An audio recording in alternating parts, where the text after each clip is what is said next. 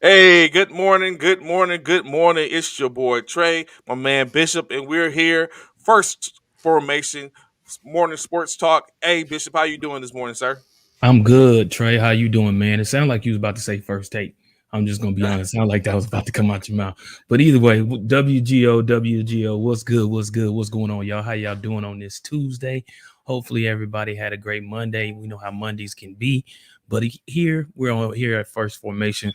So if you're not here right now, you're late for formation, and I hate to see it for you. Yes, yes. So of course, uh, a few things happened yesterday. Of course, always one of our top things in which we started off was the NFL, a great sport.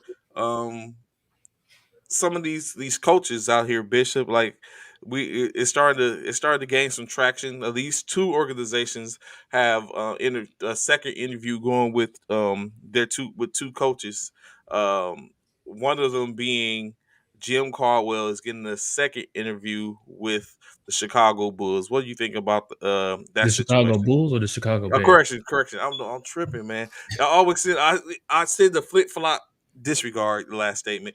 The Chicago Bears, Jim Caldwell and the Chicago Bears are scheduled to have a second interview. Oh, okay. Yeah, yeah, I knew what you meant, but yeah, I think that's gonna be major, man. Jim Caldwell, looking to get in that Chicago Bears organization. I think that'll be a good look. We'll see. Um, we know Justin Fields is out there, so we're waiting to see what he can bring to the table. I feel like you know Justin Fields. I feel like he has a future in the NFL. I just think he needs some tutoring and a good veteran to get him on board. Me personally, I would prefer Byron Leftwich to go out there and Hmm. in honesty to go out there and give him some pointers and stuff like that and coach him up and so forth and so on. But we'll see. We'll see. And then again, the New York Giants are having a second interview with Brian Duball, offensive the coordinator for the Bills. He's getting a second look at in New York. So, when we talk about these second looks or second interviews, do you think these become positions in which candidates are guaranteed to get this job, and this is what you're looking at for the next coach, GM, or whatever case for these organizations?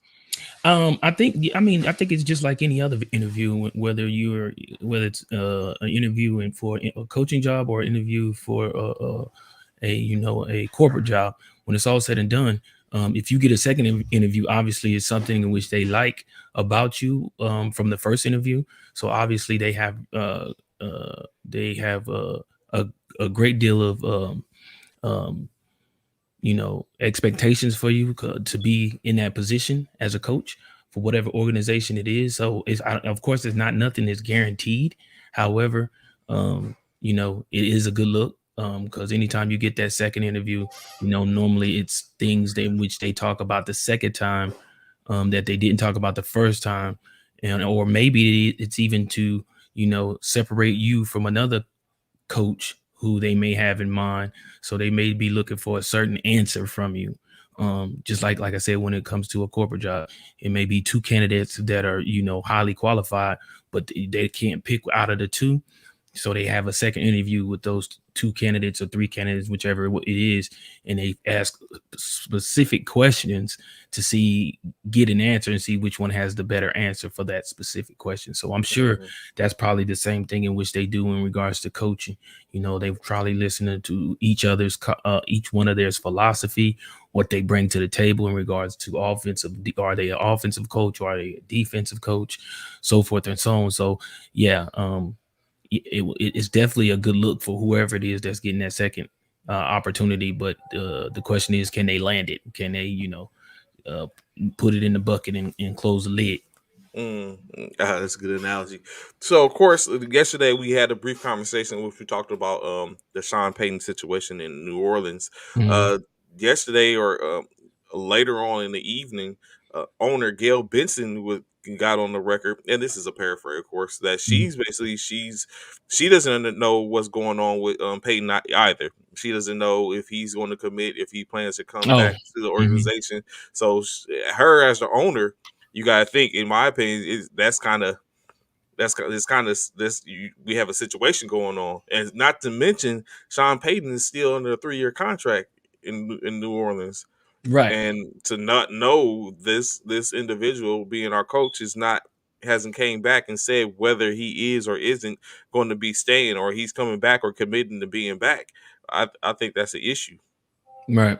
Right. No, no, yeah, that's definitely an issue. But again, like we spoke about briefly yesterday, I think a lot of that is because of the fact he don't know what the front office's plans are yet in regards to the draft, in regards to free agency, in regards to Jameis Winston, in regards to Taysom Hill, in regards to what's the wide receiver that they got uh, Thomas, Thomas, Michael yeah, Thomas. Michael Thomas. So I feel like, again, like I spoke about briefly yesterday, I feel like Sean Payton is probably a lot like Aaron Rodgers in regards to I'm not here to rebuild. I'm here to get the job done now. I'm not waiting 2, 3, 4 years until we do a rebuild to try and get us back to the Super Bowl. I'm ready now. I want to get it. I want the team. I need the players in position to get us ready for the Super Bowl now, not tomorrow, not in a year or two, but now. So I think that's what Sean Payton is waiting on. What's up, Key? How you doing? What's going on, Key? How you doing this Yeah, morning? I think that's what Sean Payton is kind of waiting on and looking to see what the front office's plans are, and gonna move from there. Okay, definitely. I feel the same way. Especially when you have as we sit and listen and we hear the conversations and talks about um Sean Payton going to the Cowboys or the Raiders Mhm. in these two organizations. Do you think this is a possibility, or why he think he's is a better such situation, and he's actually mulling over potentially transitioning to Las Vegas or Dallas, or do you think he's just taking his time and is all about what's going on in New Orleans, or is a whole cauldron of things? Oh, it could be a numerous of things for him. I'm sure. I'm sure he's weighing his options in all aspects. Um, Including, just like I said, the things in which I just mentioned. But he's also probably he may be weighing the facts in regards to what's going on, Zach. What's good, Ma? He may also be weighing the fact that yeah, he could, being that he may not want to do the rebuilding stage, he may be Hmm. looking at, okay, let me find a team who's in need of a coach and have players in position who could Hmm. possibly get us to a Super Bowl right now. And you know what I'm saying? And so he may be at that point too. He may be weighing both options. These are my options for staying here in New Orleans, and these are my options for going wherever it is I may go. What's going on, Frat? The How you Sanders doing? turn late. Yeah, well, up to you. You good? Yeah, so it could be a numerous of things. You know what I'm saying? And it could even be the fact that he may want to go ahead and retire. It's not, And I my think that was one of the reports in which I came across where it said that he might just take a break. It might Mhm. just be one of the situations where he just wants to take a break and kind of like sit back, re-energize, Mhm. recharge, and come back to what organization is ready for him at that time. So, Right, uh, right. Yeah, he so might do that too. I mean, was his first year without Drew. So, that takes some getting used to when you've had a quarterback there your whole entire pretty much his whole career. And then he comes out there and you know what I'm saying, and he's been your go-to quarterback for however many seasons, and then all of a sudden now this year, you're without him. It's kind of like it's a different animal, you know what I'm saying? And you gotta mhm. you gotta come at the game, you gotta come into the game with a different mindset and a different scheme, because you got a total different quarterback behind the center now. And so you got to figure out, okay, he can't do these things in which Drew used to do, but he can do these things. So now he got to restructure what the way things are being done and how his game planning is being brought forward well within the org. So So as you see a couple of our fraternity brothers jump on, saying say hello. So that brings me to this question: coaching. I'm very sure the uh, coaching industry, or I guess you could say community in the NFL is maybe a fraternity of sorts. Hmm. What do you think about in the situation in Dallas where there's already a head coach there? It's not like it's a position that's Hmm. open. Hmm. It's already a position that's taken. Uh, this is your brother, quote unquote, and you might dispatch your brother's career in order to bolster your own. Do you think that's something that goes on in the minds of these coaches when it took it licking, or does it become like, hey, I gotta get it how I live, and it's unfortunate? I mean, for one, I will say this: when it comes to Dallas and Jerry Jones, that position is always open because Jerry Jones is always willing to cut somebody if he feels he can get somebody better. I'm gonna be honest, 100% that I feel like if Sean Payton was to say he's available, Jerry Hmm. Jones would cut McCarthy, get rid of Mm. McCarthy, and probably pull Sean Payton. I feel like he would. That's just my take on it. But then again, I don't know if Sean Payton is a Jerry That type of Jones person. dude. Yeah, I don't know if he's a yes sir. Go do this, go do that, and Sean Payton be like, okay, okay, okay. I don't know. Sean Payton. I don't know. Sean Payton is real. He seems to be kind of quiet. You Hmm. don't really see a lot from Sean Payton. He had that one little debacle at one point where that season where he was removed from coaching. Hmm.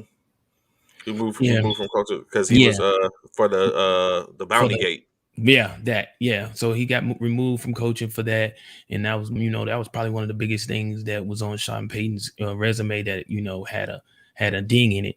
But other than that, Sean Payton, he's for the most part he seems to be a humble type of guy. You didn't really see him be flustered on the sidelines, stuff like that. You never saw that really out of Sean Payton. So I would love to find out whether or not Sean Payton was that dude who is that yes man and or no man, or you know what I'm saying. But yeah, I do feel like when it comes to the Dallas Cowboys and Jerry Jones, if the right coach comes available, oh yeah, I feel Jerry Jones will cut anybody's throat and pick up somebody. So it's funny that you say that. Do you think there is truly a issue in what they consider the meddling of Jerry Jones in all aspects of the Dallas Cowboys? Whether Absolutely. you think so? Absolutely. Oh, absolutely. Jerry Jones is being the owner of the Dallas Cowboys. He has his hand in everything. Believe you me. Even though he probably shouldn't, Jerry Jones is probably the most micromanaged owner Mm. in the NFL. So I'm sure he has his hands in every single thing. Everything. You know what I'm saying? So yeah, there's probably nothing in which Jerry don't know about. He probably got his secret squirrels around the People that's come back and reporting to him. yeah. Oh yeah. Oh Jerry. I'm sure that just seems like who Jerry is. Oh, speaking of which, Trey, I was gonna tell you. Oh, what day was that? I would think that was Friday. Uh Was huh. that Friday? After we got out the show, guess what was on TV? What draft day? Draft Day. That's I watched the whole movie too. Draft Day my was joy. on. That's my Yeah, that's joy. my joint, man. I watched the whole movie. Shouts out to Kevin Costner, Chadwick Boseman. Chadwick Boseman, yeah, Caswell, may he rest in peace. A lot of people forgot about him being, in that In that movie. movie. And you Yeah, know what? I actually feel like that was it. It seemed right because you got to think that draft when that movie came out, it was the draft in which everyone was wondering about Khalil Mack because no one had really heard of him. He was from Buffalo, and so that character that Chadwick Boseman played was somewhat, in my opinion, was that similarity. character. Yeah, Yeah, because you know what I'm saying he's from a school that no one's worried about, but he was mhm. high in morale, and it just ended up being saying that. I don't want to say too much because I don't know how many of Who I y'all haven't haven't seen it. seen Yeah, I haven't haven't seen the seen the movie, but it's movie. definitely Yeah. a good movie It is. where it If you gives you haven't seen an introspective to what goes on it in in the Draft, war rooms. yep, and it is a war room, man. Yeah. If you Oh haven't yeah. seen that movie, check that movie out. Especially you want to know how the ins and outs work when it comes to drafting in the NFL. It's definitely a doggy dog world, man. You And you got to know what? eat. It puts in perspective. Like let's think about like. Of course, I've never been in a war room, an actual war room, as in Mhm. what our past uh careers was. I have Mhm. never sat in like a war room where we had to sit up and go over that type of stuff. And I'm an ex artillery man, so I Mhm. came pretty close to it where we had to figure out targets and go over um, things because I had to lay steel on targets. But Right. you know what I'm saying, it definitely you could think the strategies and the stuff that goes in playing and go into the aspect of what putting the proper things in place, and so you could almost um it could be in simulation to that, like being in the military, and players are considered to be battalions, brigades, platoons, or in Right. case like that, teams, in which you have to move them strategically on the battlefield. I.e., same thing across the draft. The draft is the battlefield, and Right. it's like a clear look into what goes on, especially when it's everyone's in the heat of battle for the most part. It's very interesting, very good movie for those who haven't seen it. I'm a very much so implore you to go check it out. It's an Yeah. old one, but it's a good It's one. old, yes. Well, and it's not as old as I thought it was. It was made in About 6 or 7 years 2013. ago. Yeah, yeah, 2013. yeah. Oh So yeah, about almost 8 years ago. So yeah, yeah, so like I it's said, I definitely. remember going to see that early. I was a late night for me. I went to go check that movie out. uh, Uh, so of course, yeah, like Jerry Jones. So do you think it's in some cases? So I look at it like this: for Jerry, but you do bring up a good point where keyword micromanager. It is his organization, is his livelihood, but does it mean, like you said, micromanaging? mhm. At that point, do you need, if you got to micromanage everything, then what? Who are you hiring? Like, what are you hiring them for? A If you yes can't, man. What we talked about, a yes man. that's just When a basically it. person, yeah, when you have a person who micromanage, bro, Trey, like when we was working in the military, you Hmm. know, you had this shift leaders, Hmm. who put people in play. But if you got the shift leader and you got They got somebody, the section team leaders. yeah, and then if the shift leader tells the team leader, hey, get this done, done, done, done, but then he coming behind and repeating everything in which you said, repeating everything in which you asked him to do, you going behind him and repeating it. It's like, why you tell me to do it if you was gonna do it yourself? Like, Hmm. I don't need you to do it if you're gonna do it yourself. Like, why are you micromanaging me? Let me do it. If I mess up, come to me, let me know. I'll fix it and go from Hmm. there. But don't tell me to get it done and then you right there to tell them to do it themselves. Do it. Same thing with the manager to the shift leader. Yeah, exactly. And so I feel like that's how Jerry Jones is. And I'm sure he has a whole lot of input, but come on, man. Zach, go ahead with your question, sir. We look forward to seeing what your question is. Um, so Gronk, of course, we know the whole situation. Yesterday, even Tom Brady came on and said he's going to look and take a look at things and make a determination with his family if he's going to be coming back.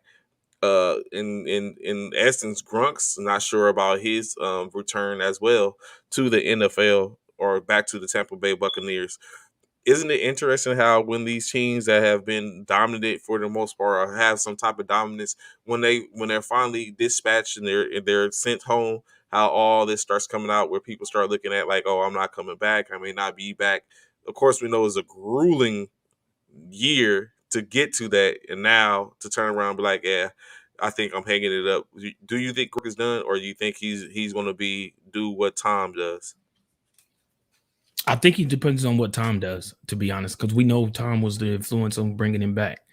But Tom got Gronk to come out of retirement. So I really feel like it's up to Tom. Well, I mean, not up to Tom, but whatever Tom does, I think that's what Gronk is going to do. If Tom chooses to retire, I feel like Gronk is going to retire too, in my opinion. If Tom says I got one more in me, I think Gronk could do one more because Gronk, of course, is way a good little bit younger than Tom.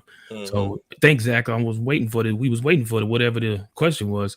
Um, but yeah, Tom, Gronk is a few years younger than Tom, so I feel like, yeah, if he feels, I feel like Gronk feels like if Tom got one more in him, Gronk feels like I definitely got one more in him as well. So, um, yeah, I think that's what he's waiting on for Gronk and Tom might be doing the same thing. They probably right now they probably put well last night they was probably throwing back some cold ones together. You know what I'm Some saying? picklebacks. Yeah, some pickleback, throwing some cold ones back. You know what I'm saying? Talking about it. You know what I'm saying? Or eat whether they was in person or whether they was over the phone or FaceTiming or whatever. I'm sure Tom has already spoke to Gronk. We 2 to 3 days after their game, so yeah, I'm sure he's like, yeah, like they both like, all right, what we gonna do? What we gonna do, Batman? I don't know, Robin. What we gonna do? But we gonna do something. We gonna do something. So So let's take this for instance. Of we know course, he wants a better Zach, roster. yes. What not happen? We know he wants a better roster, but it will not. We talking about Rogers, right? What You if talking he? about Rodgers here? What if he and Brady be talking? Brady retires and Rogers takes his talent to Tampa Bay. What got weapons down? We spoke about that briefly yesterday, Zach. We spoke about that. Picklebacks on the mat, yes, sir. I feel you. Um, yeah, we spoke about that yesterday. We said what would the scenario be like if Tom was to retire and then Hmm. Aaron was like, yeah, oh, Tom's going. But as Ron said yesterday, would Aaron Rodgers want to be in someone's shadow once again? Because we Hmm. know Aaron was already He started out it, yeah, in Brett. Brett's. Hmm. Now you're gonna go behind Tom and be in Tom's shadow too. That's a huge. Some people can't deal with things like some people don't want that on their on them. So I mean, it's a perfect scenario. We spoke about it, like I said yesterday briefly, but I don't know, man. So that's almost like think about which I had taken thought about actually, where Peyton Manning. Did you think it was a situation in which he was in John Elway's shadow No, when he no no, too and far, too much too, distance? there you go. That right there, simply because it was too far. I feel like that was too far out. You know what I'm saying? In regards to, I think that was, you know, John Elway had been out the league for years. So we And looking more at like Cam Newton going to New Orleans, New England type of yeah, situation. yeah, in that way, in that aspect, yeah. Cam Newton following out, trying to replace Tom Brady out in New England. Yeah, I feel like if Tom had retired and been retired for almost 4 or 5 years or longer, then yeah, it probably wouldn't be a mention. But because of the fact that he hasn't, Tom would be just now retiring, and then Aaron would go there. Uh huh. Yeah, they would definitely compare him automatically, without question. Yeah, And I can. somebody said it today on who said that? I forget who it was, excuse me, but somebody called Aaron Rodgers the boat. Like they call Tom Brady the GOAT. They Uh call huh. Aaron Rodgers the boat, The best of boat. all time. Yeah, the best of all time. They say he ain't the GOAT, but he's the best of all time. I was like, okay. I in, hear you.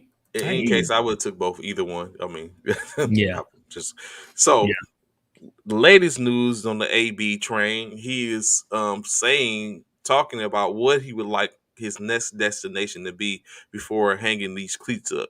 Of Mm, course, none other than Baltimore Ravens to play with Lamar Jackson, in also, mm. which means he would end up playing with his cousin His Hollywood cousin. Brown. Yep. So, what do Former you think Boomer about? Sooner. What do you Yeah. think about this potential connection? Do you think it's a possibility for AB, or is it you think his career is kind of like at this point a wrap? So I don't know if you saw it, and I don't know if anyone else has paid attention or saw it either. But there's this a thing on YouTube called I Am Athlete. If y'all Hmm. get an opportunity, y'all check it out. They just did an I Am Athlete with AB. Hmm.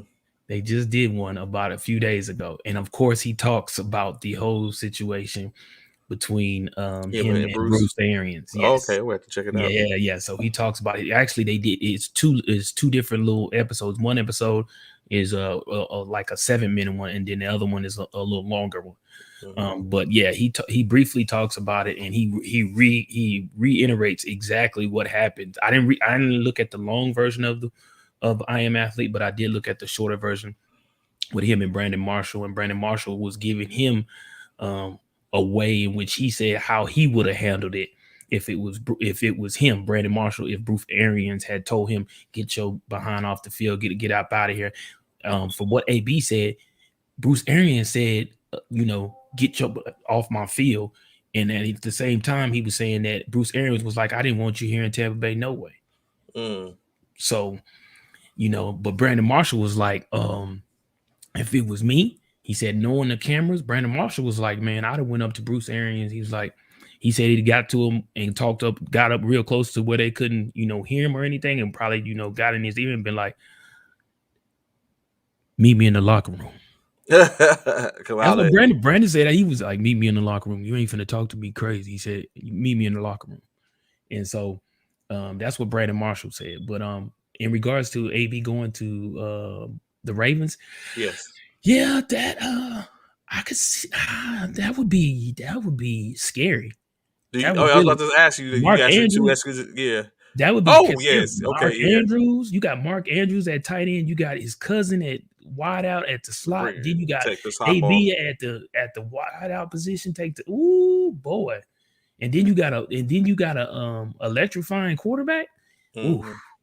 yeah. If I was Baltimore, I would You would definitely take consider a it. look at it. Yeah, I would definitely consider it. I Cause would and then they definitely have consider it. Bateman, who's up in Bateman's up and Bateman, couple wide yep, receivers. So you know yep, what I'm saying. So it might be yeah. something that can That work would out. be a huge tandem out there. But I think Hollywood would have to take on a different role. I don't see him as number two, but I see him No, maybe he'll be a three. He'll be a making the slot. slot, working the Hmm. slot, so that Yeah, speed, he'll be that a three. slot, Hmm. Yeah, and working the intermediate where his hands Bateman and are probably better. Bateman and Brown will probably be the 1 and 2, Hmm. or the Z and the X, or Yeah, the Z and the Y, Z yeah. and the Y. So that might work out better. I think Brown might have to reduce his role to might give him some longevity and some looks over the year if he's Hmm. productive in it. But him as a number one or two, I don't think that's it for him. Nah, nah, no, because like I said again, Mark Andrews coming. Mark Andrews is probably the third best tight end in the NFL outside of Kittles and And Kelsey. Kelsey. Yeah, he's probably the third best tight end in the NFL. To be You ain't honest, giving your man Goddard no love, man. Goddard's probably right there in number 4. I give Goddard, and then you also got to think about Goddard and um the one that went to Arizona we got rid of. Oh, It's right there on the tip of my tongue. uh, um, Yeah. Oh, I can't think of it right now, but yeah, them right there. That's probably the top 5 tight ends in the league. okay, Yeah, the okay. top 5 in the league easy. So it's gonna probably come to me as we Yeah, me going too. through I'm just sitting it. here still thinking. So all right. I would have put Hurts. some Zach Hurts. Hurts. Yes, yeah, Zach Hurts. So I would have put something to bed, man. Like I Hmm. want to put this notion finally to bed. Hmm. We talk about two games that were somewhat similar in Hmm. their endings. We have the week before last, the Cowboys 49ers game in the Hmm. wild card Saturday. And Hmm. then you have last week, this past week's game, divisional game between the Kansas City Chiefs and the Buffalo Bills. Hmm. So the only comparison is it was the 13 and 14 second that decided the game. That's the only comparison, in my opinion. They're not the same in any way, form, or fashion. The situations, the scenarios are completely contrasts of one another. So they keep on. Good morning, good Good morning, good morning. Good morning. morning. Good morning. So the contrast, the comparisons, that's where the comparisons end. I keep on seeing these scenes where they're talking about the 14 second, the 13 seconds. True enough. First disparage or the contrast is the defenses in which were ran in both scenarios. San Francisco guarded the interior, took away the middle of the field, which forced Dallas to go to the outside in this case. Kansas City, the Buffalo Bills decided to guard the sidelines, which gave them the whole middle of the field, as well as they played almost prevent type defense. There was no one in the middle of the field. There was no one within 10 to 15 yards of this of the line of scrimmage, and they took advantage of that. Not to mention, did they not have timeouts in Kansas City? All 3. They had all three timeouts, correct? Hmm. It's not the same. The situations is not the same. What Like what are they comparing? I don't. saying that basically, talking about what Kansas City did in their situation in 13 seconds. Why couldn't Dallas do the same? Oh no, Because you they cannot. wasn't the same. It You was not. cannot compare the two. Yeah, it's not even No. comparable. Like When what I'm you saying, have we get no caught up. timeout, alone what you just said in regards to timeouts, if you have no timeouts, you cannot run just any play. You have to run Yeah, particular exactly. plays. They You have to had run particular plays because of the fact you have no timeout. So you Kansas have to City was run in the sideline. Kansas City Yeah, was in the perfect perfect situation, situation. They and were. that's why I don't understand why They were. Buffalo or Frazier or Leslie Frazier protected the sidelines. You Like they had absolutely 3 timeouts. Why? You you give them the absolutely right. You absolutely right. Whoever that Facebook user, the league learned from the Cowboys game. You absolutely right. That's why Buffalo lost that game because they was trying to do prevent what San Francisco was allowing Dallas to do. They was trying to what they were trying to do was, and the difference in which is it the was whole made no. They didn't need to because they had timeouts. Like timeouts. The you should whole, have. and I was I would just have. about They to would have say, had all the sideline. Hey, take it. Get it how you live. yeah, because when it's all said and done, they had timeouts. So when it's all said and done, whether they get out of bounds or not, they can still stop the clock. Dallas Hmm. didn't have that. They had to get out of bounds to stop the clock. They had no choice In which but San to get out of Francisco bounds. gave them, they didn't negate that. But you know what I'm saying. So that's where I was like, all instantly, I was like, what is It was a Frazier blueprint. doing? I was like, what is he doing? Like, Yeah, why is he giving? You gave it 46 yards in the middle of the field to a team that had 3 timeouts in 13 seconds. that's dumb. That's literally dumb. That was the dumbest thing you could have As done. opposed to when I was like we was having the conversation during the game, San Francisco was giving the sideline with X amount of seconds left, and it's like, why are you doing that? Why are When you they giving them have that no when they timeouts. have no timeouts? So they completely did opposite of one Like they another. both like yeah, it's flip flop. Like the Yeah, it just one team should have gave them the middle of the field, like hmm San Francisco did in the end to win the game. The hmm other team could have should have gave them the sidelines because it didn't matter. the only difference was, like they said, and that's where I guess you could say the difference goes.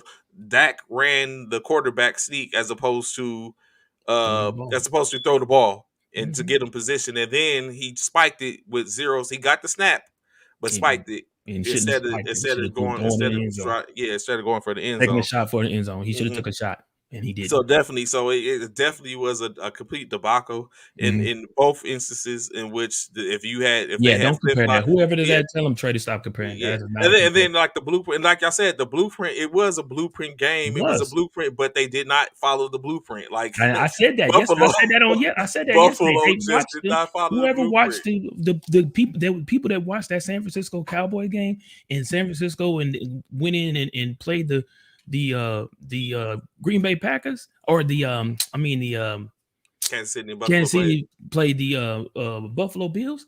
They knew. Like, look, like you're right. Give them the Dallas sideline. Cowboys, Do yeah, opposite of what you think they need to do. opposite. They got 3 timeouts. Hey, doesn't who guards the sideline? Like Yeah. when I was like, man, For what? this is ridiculous. And You give them so the whole middle of the field with three timeouts. The whole middle of the field. so this brings up a different type of questions. And tell me if you believe in this type of stuff, Bishop. Mm. Conspiracies and I theories. do. I man, A football Illuminati. Is that what we seen happen in Buffalo? Where it's like, no, Kansas City is the select is our select. Kansas City needs to get this win. And Josh Allen was like, nah, I'm not with that. This is my time. yeah, man, I totally feel like man, like the way these games play out, a lot of people, have talked about how these games are set up, man.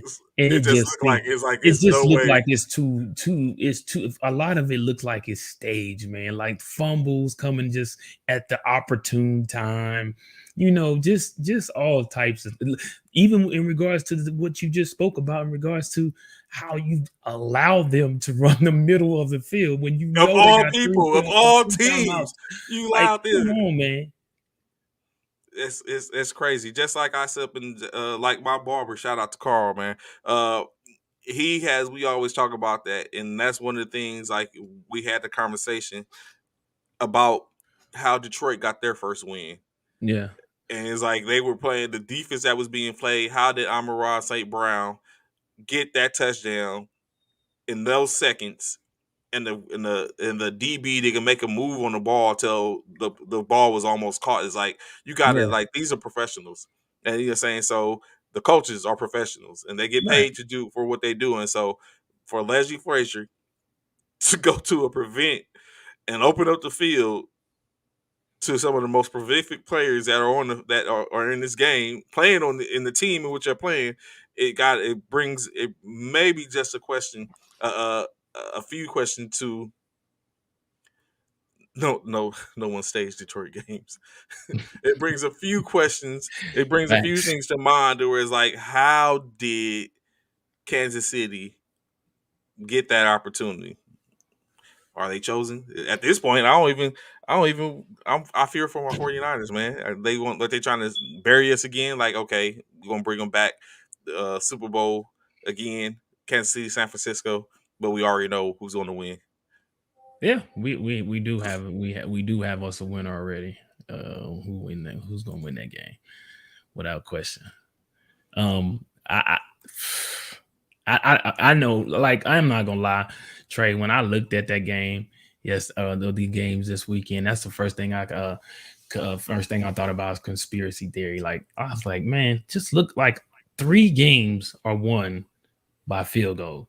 In the Hmm. final game, out of the 4 games, the final game is won by a touchdown in overtime. Like, it's almost like you could almost see that happening. Like, you could almost predict that's how all that was going to play out. And so, yeah, some of these things, man, like, it's like it makes you wonder. It does. It makes you wonder if some of these things are actually, like, I mean, like, and then excuse me, and then when it comes down to it, and then certain things happen. It makes you say, it can't be, because, like, the catch by Kelsey, like, you can't stage that. You can't stage that play. That's not a play that you can stage. You know what I'm saying? You can't stage that. So I think, like you said, true enough that those aren't stageable. And I think at certain points, like in this scenario, we'll call this a scenario because this is all alleged. That at this point we're just talking. In this situation, basically what happened is, a let them get down the field. Mm-hmm. Let them get the That's field the goal. stage After part. that, you know what I'm Yeah. saying, we can't stage the coin toss unless Right. there's a coin that is Hit. heads on both sides. Right. Right. Right. And Right. then it's like, okay, you know what I'm saying, Kansas City gonna get the ball, go down, or like we're gonna let them score, or you know what I'm saying, okay, now we got overtime. Is you guys are on your own now. And so, you know what I'm saying, Yeah. because as it's been brought to my attention a couple of times, that Mhm. it is called sports entertainment. Facts. So whatever needs to happen to give entertainment, I just wonder if the football Illuminatis are making those moves and be like, okay, this is who we got. This is it's your time. This is what we're going to do. We're going to push this. It It builds for a great story, bro. yes, It builds for a exactly. great story. It builds for great headlines here and there. I mean, yeah, I totally agree with you. I totally feel like, when it's said and done, when it's all said and done, like, yeah, that you can't stage the catch by Kelsey. However, you can stage all the things leading up to it. You know what I'm saying? Just like the fumbles. Like, you know, certain sometimes, and this is just me, man, and a lot of people probably may disagree or whatever, but sometimes when you look at these fumbles, for me, when I look at these Hmm. fumbles, like, that We're going to get to really that. that We, that fumble really looked like he really didn't really, like, he really was trying to let them strip that ball. The way he was carrying it, it's like, you like, man, that don't look like he ain't carried the ball like that the whole game. Why is he carrying it like that this one play? You know what I'm saying? So things like that have you wondering. I'm not gonna front those things. it's like a WWE script. Like, you know Yeah, what I'm saying? absolutely, When it's absolutely. just like this, and this comes to mind. I think this is even Applewhite or Dante, one of the two, where I feel like, you know what I'm saying, they didn't set us up. Like they didn't set us up for the okie doke to where now the Rams, yeah, we done got back. Oh, it was a good story for San Francisco, Cinderella. You know what I'm saying? Hmm. You made it this far, but you know what I'm saying, the ball's over. They're gonna cut our water off now. Hmm. And now we gotta sit and look at now we're stuck to where Hmm. it's like, okay, you know what I'm saying, that storyline is over for oh, Facts. okay, going Yeah, taking it back a little bit. yeah, facts. Totally fact. I mean, it even goes back as far as for me, it even goes back in as far as the college when Alabama beat Georgia in the SEC championship, and then when it comes down for the FB the rankings, it just so happens that Georgia and Alabama are not, in a position to play each other again, but they're in a position to play each other in a championship game. Like Hmm. it's like it is like it's staged. Like once I seen Alabama win the SEC championship game, I was like, oh, when You already know what it is. I already knew how the rankings was gonna come out on Tuesday. I knew they was gonna make it a rematch because they feel like that, and Alabama was gonna lose. I picked the Alabama to win, but I knew it has to be David slaying Goliath. It had Mm. to be. It just come on, man. To me, yeah, a part of me feels like it is. To some degree, it Some has. degree, yeah, It just some happened. degree, Those things happen at the most as you stated. Those things happen at the most inopportune time, and yeah, which is like someone said, same superstar putting the ball on the ground more than one time, uh, right. is it's It's like interesting. just like what was that trade the what you call hadn't fumbled all season and Oh yeah, we then talked about he had and his he was like I watching said get his first he fumble. gonna have his first fumble and sure enough, his doo doo stank. He had his first fumble.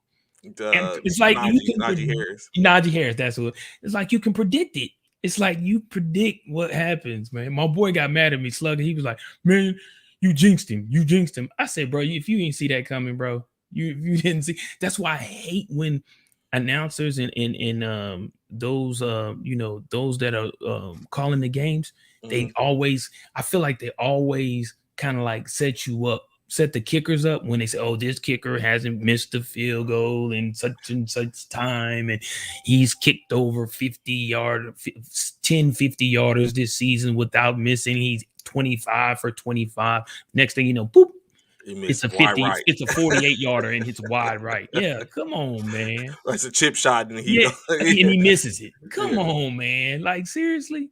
Stop it, bro. Of Stop it. course. So I guess the user Facebook user, you're basically stating that Kansas City is going to be in the Super Bowl because it's Cincinnati is wanted there, or is it Joe Burrow's time? Does that make for a good storyline? Joe It Burrow does. takes out Patrick Patrick Mahomes. Mahomes, it does. It makes Yeah. for a perfect Has storyline.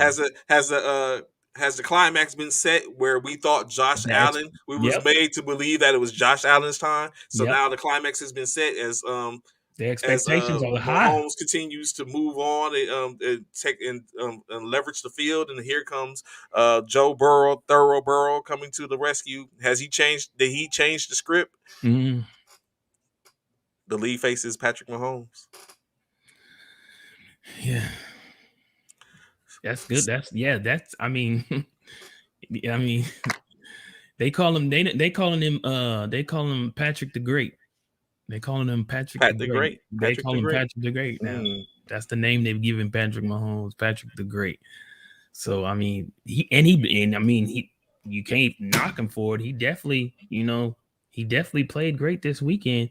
I mean, he did some old Peyton Manning type comeback, you know, type game, man, and you can't take nothing from him. He did what he had to do. It is So the league face is Patrick Mahomes. yeah, I currently. totally agree. Hmm. I totally As agree. especially as Brady starts to exit, Rodgers is starting to go. It's yeah, it's that's where we're traversing to Pat Mahomes, um, Lamar Jackson's, maybe Josh Allen, maybe he's earned the right. Um, so of course, one of the things that came up as we were talking about these games, the great debate on overtime rules. Oh yeah, I know a lot of So people are upset about that. yes. So We one of talked the about it things briefly too yesterday. briefly yesterday, yes. So in this situation, I will give you two different perspectives of the players in the league. One being Keenan Allen, the other being Saquon Barkley. In this debate in reference to OT. So Keenan Allen, of course, on his Twitter stated that for your information, these overtime games are not decided by the coin toss, Defense wins championships. Don't forget it. On the opposite side of the coin, no pun intended, Saquon Barkley says whoever wins the coin toss will win the game. So, That's not necessarily true. okay, let's talk about that. So, in essence, you You just gotta believe that. score a touchdown. You have Hmm. to score. Some teams are not scoring touchdowns. They're scoring field goals. So the field goal doesn't win a game. You have to score a touchdown to win a game. Mm-hmm. So I don't totally agree with what Saquon is talking about. If you win the coin toss, no, I But you're don't more think so. so on what Because wasn't that what game was the Raiders game? That Raiders they went game, back and forth, yeah. they went back and forth. With the yeah. They went back and forth, and Raiders won it, ended up winning it. So yeah, that the Raiders didn't. Well, I don't think the Raiders did. The Raiders win the coin toss. I can't remember if they won that coin toss or not. Or not. I want to say they did actually. I want to say they did win that coin toss, but they didn't score and on the first, or they did score, and then whatchamacall came back and scored too. Mm-hmm. Yeah, yeah. So it's no, they didn't score because if they scored, the game would have been over. No, I'm sorry, they didn't score. So yeah, that game went back and forth, back and forth. Matter of fact, they both teams couldn't score at first. So yeah, So I don't think you lean more towards what Keenan Allen is his argument is that basically it sounds like he's saying that if you play defense and you stop the team, then you have more of an opportunity. Then you can take care. The overtime rules doesn't make a difference if your defense does what they're supposed to do. absolutely.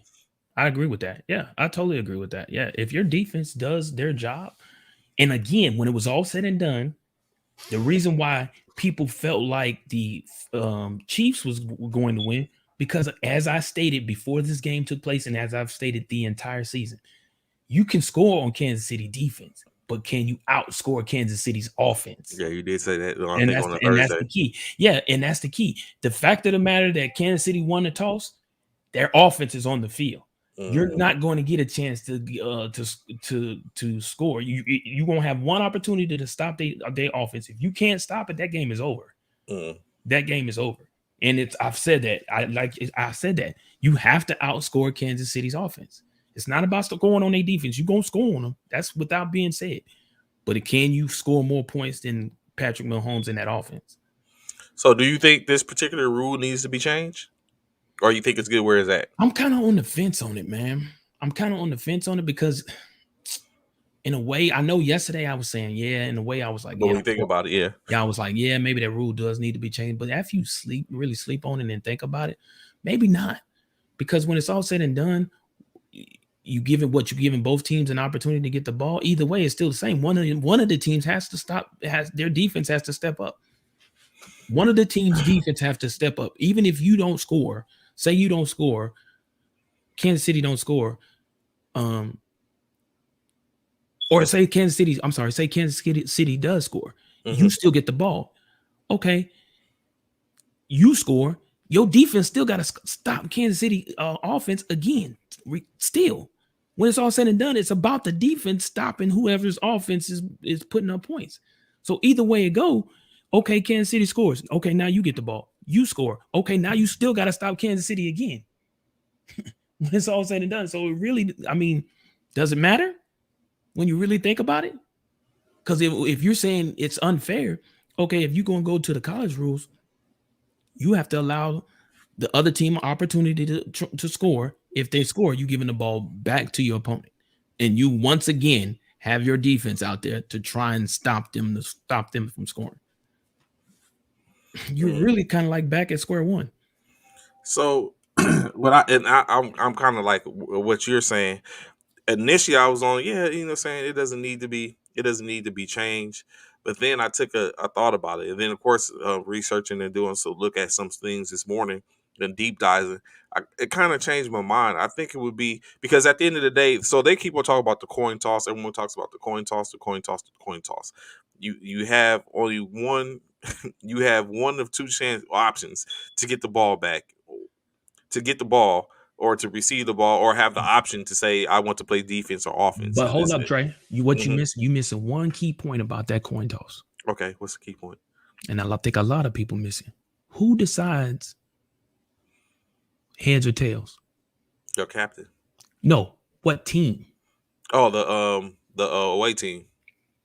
So, is it the away team or the home team? The away team. So the away team. So if the away team has the option to to choose heads or tails, right? Hmm. Then the visiting team. Okay, I see it too. So if the visiting team has an option to or has the option to call the coin toss, isn't that a reflection of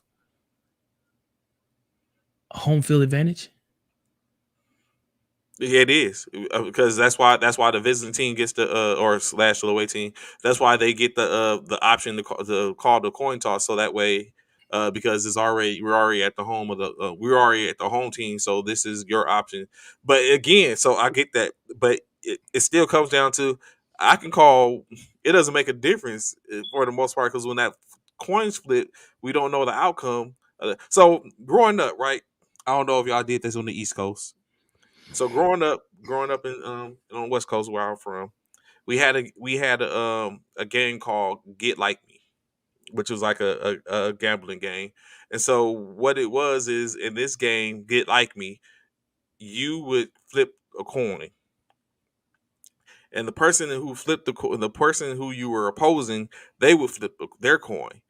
They would have to match what you flipped. So if I flip a coin and it lands on tails, when they flip their coin, they need to land on tails. If they do not land on tails, then if it lands on heads, then that's my coin, or vice versa, or whatever the wager was. Okay. So what we figured, saying coming up, of course, thinking that we figured if we flip a coin in a certain manner, that we increase the odds of the coin matching, flipping and landing and matching that coin.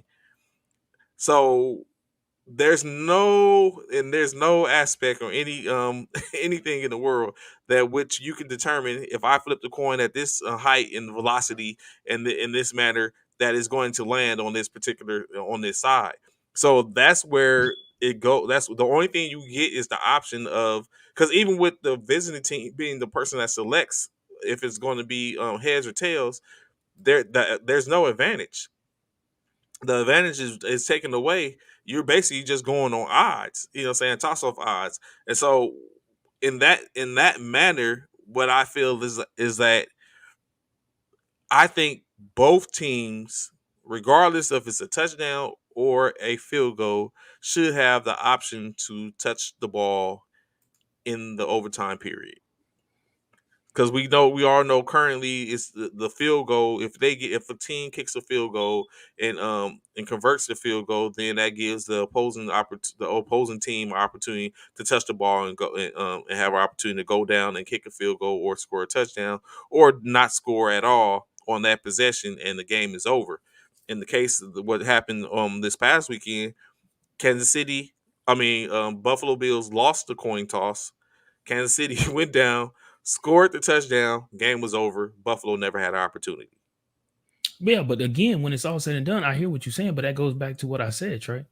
If Buffalo, okay, if Kansas City scores and we go to what you just said, Buffalo gets the ball, they score too. You right back on the offense again. You back on defense again. You still, in some point, form of fashion, you have to Defense stop has him. to, yeah, defense, yeah, that's what I'm saying. But I'm You saying, have to stop him though. so the only thing in which I'm talking about basically is that giving the opportunity to the other team, because in this point, Buffalo never got an opportunity. They lost a coin flip. But then that's the same. But then that's saying like, I hear what you're saying. Totally giving them an opportunity. Hmm. But okay, you give Buffalo opportunity. Kansas City scores. You gave Buffalo opportunity. Buffalo Buffalo scores. scores. You Give go back. for the Kansas City. So now Kansas City, so you give Buffalo another opportunity. So you're giving At them. this point, it becomes sudden death now. First, next person. At this, it could even become that in which it becomes sudden death. Next point scores. I'm not saying like It's still the same thing though, no, but because it's not it because really is the because only you're thing. allowing because now you're saying if it's sudden death, the next person that scores, being that Kansas City's getting the ball again After Buffalo score, they're not getting another opportunity to get the ball because again, it's up to the defense to stop their. It's almost like True, reverting true, back to true. the first one. So that's true. But what I'm saying is, after Kansas, so in the first, after the coin flip, you get first opportunity to score, which means you get the first chance to sit up and put the pressure on the team on that team. In this Mhm. case, it was Kansas City. Kansas City got the ball, they scored. Give Buffalo the opportunity to go down and get a touchdown. If they do not get a touchdown, we know game was over. If they get Right, a field goal, game is over. So right, without a doubt, if Buffalo scored the touchdown, you got to get a touchdown. right. So if you don't, so if Buffalo goes down and scores the touchdown, now what we have is everything's off. Now defense, the ball is on you. If Kansas City goes down and they score the touchdown, okay, that's it. Buffalo, you had a fair opportunity to even want. You had an opportunity to stop them initially in the first drive. You did not, or you did do it. Now you have an opportunity to go down and win or not. So, but in essence, because right But then now, it goes back. But then it goes back to again. Oh well, now you gave Buffalo, you gave Kansas City two chances. but Why can't we true. get two chances? But I'm so still like I completely understand that. But what I'm saying is the chance. I'm not the number of chances is not the concern. The opportunity to have a chance No, that's because what. But see, that's what everybody's going to say though. That's yeah, what but I'm getting at. People yeah, going to I get say that. the fact We that got you there's gave no them way. two Yeah, chances. Yeah, there's no way to sit not up and one. there's no way to sit up and to fix that. The only thing Appease I could everybody. yeah, Yeah. that's the only thing that I think that is fair is the opportunities that I get that you had. You both had an opportunity to touch the ball. If your defense didn't do effectively, they can stop them from getting the touchdown. Because at minimum, you want the opportunities. Like, can we get them even stop them from scoring? Or stop them from getting them six. If you can do that and put it in position to where okay, I stopped them from going scoring, they only got six. I mean, they only got a field goal out the situation. I'm up. I need to at minimum get a field goal. Or if I can't get the field goal, I can win the game with a touchdown. But Mhm. I have the opportunity because right now, after the touchdown, there's no opportunity for the team that lost the coin toss. Yeah. So that's all I'm saying is give them an opportunity so that way they can go ahead and be like, all right, we have an opportunity. We squandered the opportunity. If we sit up and get this, if we score, if we go get six, they get six, we go get six. Now defense, you have an opportunity to stop them. Now it gave us the opportunity to win the game. If you can't stop them, then that's just it. You know what I'm saying? It puts it back on defense. I'm just saying that with the current rules, if you score a touchdown, there's no opportunity. It's game over. Right, and I get that, Yeah. but for me, I think this what Ma said, Zach Styles. I think this is a great idea, in my opinion. I The feel field like, goal kickoffs. yeah, I feel like that's a perfect opportunity because now there's no advantage for either team. There's no advantage for either team. Either you have a good kicker or you have a bad kicker, or which team has a better kicker. So okay, Now, with that being said, now if you implement this, you know how much more important kickers would be when it comes to drafts and trades. If you take this and implement this into overtime, bro, that game is completely different when it comes to drafting kickers, looking at kickers, all of that, because now it's field goal team versus the defensive or the defensive field goal team or whatever. And now it's all about whose kicker is the best. Now it ain't no more about the quarterbacks, no more about the receivers. It's special teams. so It's about special teams. I like this idea. I do like this I do idea, too. I like this idea. I think that's a but great idea. it becomes very unfortunate because we all know it's some kickers that can't kick more than 57 yards, Mhm. a 57-yard field goal. Hey, that's a part of it. That's a It's, part of it. there's no That's a kicker part that of it. can kick more than a 57-yard field goal. That's a part of it.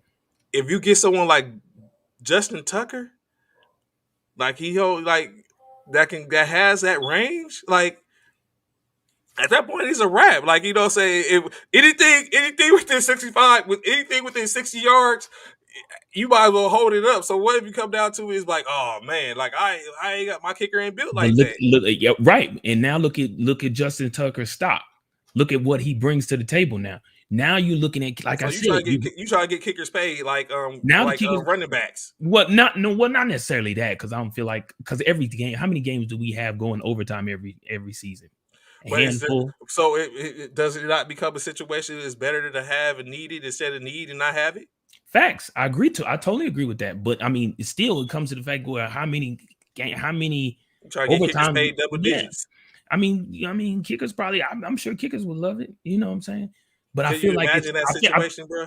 Yeah, I can Do they actually. do I so? feel It's like just because of it's kickoff, even. like I basically feel like even alternating if I like can go. kicker, it's long snapper, holder, and kicker on the field, and go for it. That's what it becomes. What do you mean? Because there's no rushing. It's just saying No, 10 no, yard it would 10 be a yard rush. increments. No, I would still. So I see what Zach is saying, where he's talking about like how hockey do it. It's one player But versus the goalie. you I still would put still put. 11 on the I would, field. yeah, I would put. It would have to be special teams versus special teams. That's only fair. I wouldn't just allow them to just kick. No, that's not. There's no fun in that, because that one thing is, we saw it. San Francisco blocked the field goal. Mm-hmm. It can happen. So I feel like it's special team versus, now. Not only are now kickers, now you're looking at special team players all together. It ain't just kickers. Now you're looking at special team players in a whole different light, because now you're looking at guys who can get on the edge and maybe get around fast enough to block the kicks.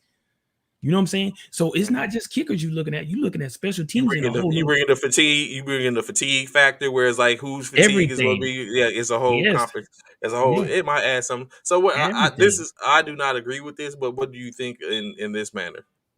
The NFL needs to do overtime like the college overtime rules. Much better, and gets the game over quick. The college.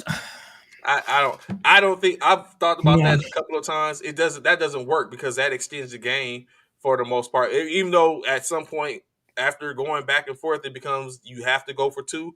Now, of course, your defense is now it comes back. It puts it puts ownership back on the defense to basically stop somebody. But I just yeah, think that's yeah, going to extend the game without a doubt. So of course, it's one of those situations in which, as we say, the overtime stoppage, all those a couple of good ideals. Zach, your ideal to although Bishop was saying that he would further put the 11 on the 11, but I think if you put just the long snapper, the holder, and the long snapper, the holder, and the kicker on the field with the 10 point the 10 yard increments back and forth, I think that it has a better effect on the situation what you're talking about, where it's going back and forth, back and forth. I like that idea. The college, um, the college overtime rules, I think it just extends the game too long. I agree. It is fair for both teams to get the ball in overtime at least once for the most part, so everyone has an equal opportunity to go down and impose their will. If you gotta think if you if it would have ended up like that, then definitely they would have had an opportunity to where it might have did a little bit more. Zach, pressure still probably possibly. So I think the pressure pressure, bust pipes. Pressure bust pipes. yeah. Y'all know So that. I think the pressure would come in that instance, Zach, is if once the kickers apply pressure to themselves. If you kick it, it's like okay, he nailed this 50 yarder. Now I gotta nail this 50 yarder. Right. And then at the point where and so at some point I think it becomes a situation to where it like no one's kicking, like we all know Tucker holds the record 65-yard field goal. Correction, was 66. Something Um like that. yeah, 66-yard field goal or 67, something like that. He holds the record for the for field goals. Right. No one else is knocking that down for the most part. So at some point after maybe 50 yards, 55 yards, those yards, individual yard starts to make a difference. I think if you put the owner on the kickers, that make for entertainment definitely. Yeah, As we just said, as we stated that, yeah, but I think that's what we need right now. I think to make it a better game, to change the monotony of the game, that needs to happen. I don't think you have to pay them like running backs or none of quarterbacks like that. I don't think you have to pay them because what they probably making 500,000. They probably Nah, making kickers make. I mean, a couple of kickers are making in the six, seven figures, what I'm saying depending close on to who. But the yeah, average, yeah, the the bare average. minimum. I Yeah, they think, make yeah, the they league minimum. yeah, yeah. League minimum. So yeah, you may go up a little bit, but then guess what? That changes your whole dynamic on how you paying all the players. I Hmm. think and it's fair across the board. Every team would have to, uh, do some adjustments money wise. So to ensure that they got a kicker who can come through in the clutch and do whatever. So I think it's a great idea in my opinion. I Yeah, like it, Zach. that I, had I to be think that was a great. I think that's a great option. Um, Something that can for is overtime, fair both. overtime Yeah, specifically. and it's fair on both sides of the ball. I feel like that's fair. If the first kicker make it, okay, the second kicker gets the opportunity to make. Me personally, I would say move him back though. I Yeah, say that's what move he him back. said. No, every 10 yards moving back. Yeah. Now you saying, oh boy, he's kicked a 60-yarder. Yeah, okay, every 10 yards. We talking 6 kicks later. Is he still gonna Ah, make that okay. 60 yarder? When you burn, yeah, That leg yeah. is burnt Put a out. time put a time frame. Like, hey, you have to make the kick in this amount of time. Yeah, For whether it be a minute or the play clock, and like, hey, you got 40 seconds to get out yeah. here. Now And that you like, leg is tired. That leg's hmm done. That leg, you can kick 5 field goals, and the last one was 50 yards. Now you got to go 60. That hmm leg is tired. That leg is tired, my damn. And you hmm still practicing on the sideline now. Don't mind you. hmm You not only are you kicking them on the field, but you practicing on the sideline too. So that leg is getting 2 and 3 times more kicking. workout, getting the Yeah, workout, that workout, definitely. that leg is getting tired. Yeah, it won't be the kicking from the old days. Like, I No, remember where we are. We ain't have to work out so hard. right. Kickers, when now at practice, kickers ain't on their phone. They ain't texting and TikToking. No, they working on them kicks, bro. Hmm. You know what I'm saying? So I think that's a great idea, Zach. That's something definitely. Great idea. Definitely something to look at. Mm-hmm. So Adams, he's the gem, the darling in this upcoming free agency. One of the few darlings, or one of a couple of darlings in the this upcoming free agency. So Mm-hmm. I want to shoot a couple of teams out there to you, Bishop, and let me know what you think of these We spots. talking about Devontae Adams, right? Devontae Adams, yes, Right. wide receiver, current wide receiver for the Green Bay Packers, who's not Mm-hmm. under contract. Right. He's First a free spot, agent. his first spot, going back to Green Bay. Like the possibility. Yeah, of him being I there, think and I think it's just like I think for me, I think Devontae Adams, just like we talked about Tom Brady and Gronk, I think Devontae Adams and Rogers are in the same boat. good Good morning, morning, Irma. Irma. I think they're in the same boat. I feel like Devontae Adams is one to see what Rogers is going to do to determine whether or not he wants to stay in Green Bay. And I feel like if Aaron Rodgers chooses to leave and go somewhere, I believe Devontae would probably try and follow. Mm, My personal opinion. mm. Next one, Devontae Adams in Chicago. Ooh, with Justin Fields. Justin Fields, that would be huge. That would be huge if he was to able to go out there. That would be huge. That would give Justin Fields. That would take a lot of pressure off Justin Fields to have a sure hand. Not saying he doesn't have one out there, but someone he can really be like, yeah, that's that. Yeah, I can throw to him and be sure he 9 times out Hmm. of 10 he gonna catch that choke. Which in turns might make the rest of the receiving core better because now Right, you have somebody that's being effective, double which gives you teamed. an opportunity to get some reps, in Yep, which now you can get some good reps and you can possibly make a difference. It's like, oh, facts. we can't just watch Davante now. Now we got to Mhm. watch. Okay, I'll get next squad, Miami Dolphins. So the thing with that with Miami, it Hmm. depends on who their quarterback is. See, You they got think to with figure two? that So let's say two. they got to they got to figure out what Tua. I don't think Tua is going to stay in Miami. Oh no, no, you don't think? Mm-mm. And no, I don't see Tua. I don't think he's going to end up staying in Miami. I think they're going to get. I think they're going to get rid of Tua. And I think, and this is me. Hmm. I think, like I spoke about yesterday in regards to Aaron Rodgers being that he want to go somewhere hot. He Hmm. tired of playing in Lambeau. Miami, I think, It's is like a good spot. it ain't making they don't make a difference. It's not the same. The home field advantage is the same anymore. We still getting beat. Yeah, I think he may. I think Aaron may would want to go to Miami, Mm. and if he go, I could definitely see Devontae going.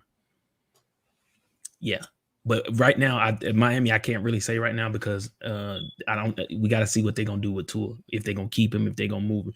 Me personally, to answer your question, if they were to keep Tua and Devontae, I don't You don't know. think he'll choose? He's not Mm-mm, choosing. He's not mm-mm, choosing at Miami. Not mm-mm, enough there. mm-mm, mm-mm, mm-mm. What about them Raiders? With Carr, yeah, especially being that they lost their premier receiver. Yeah, I can see that. I can see Devontae going there because of their premier receiver possibly going to jail. I could see that.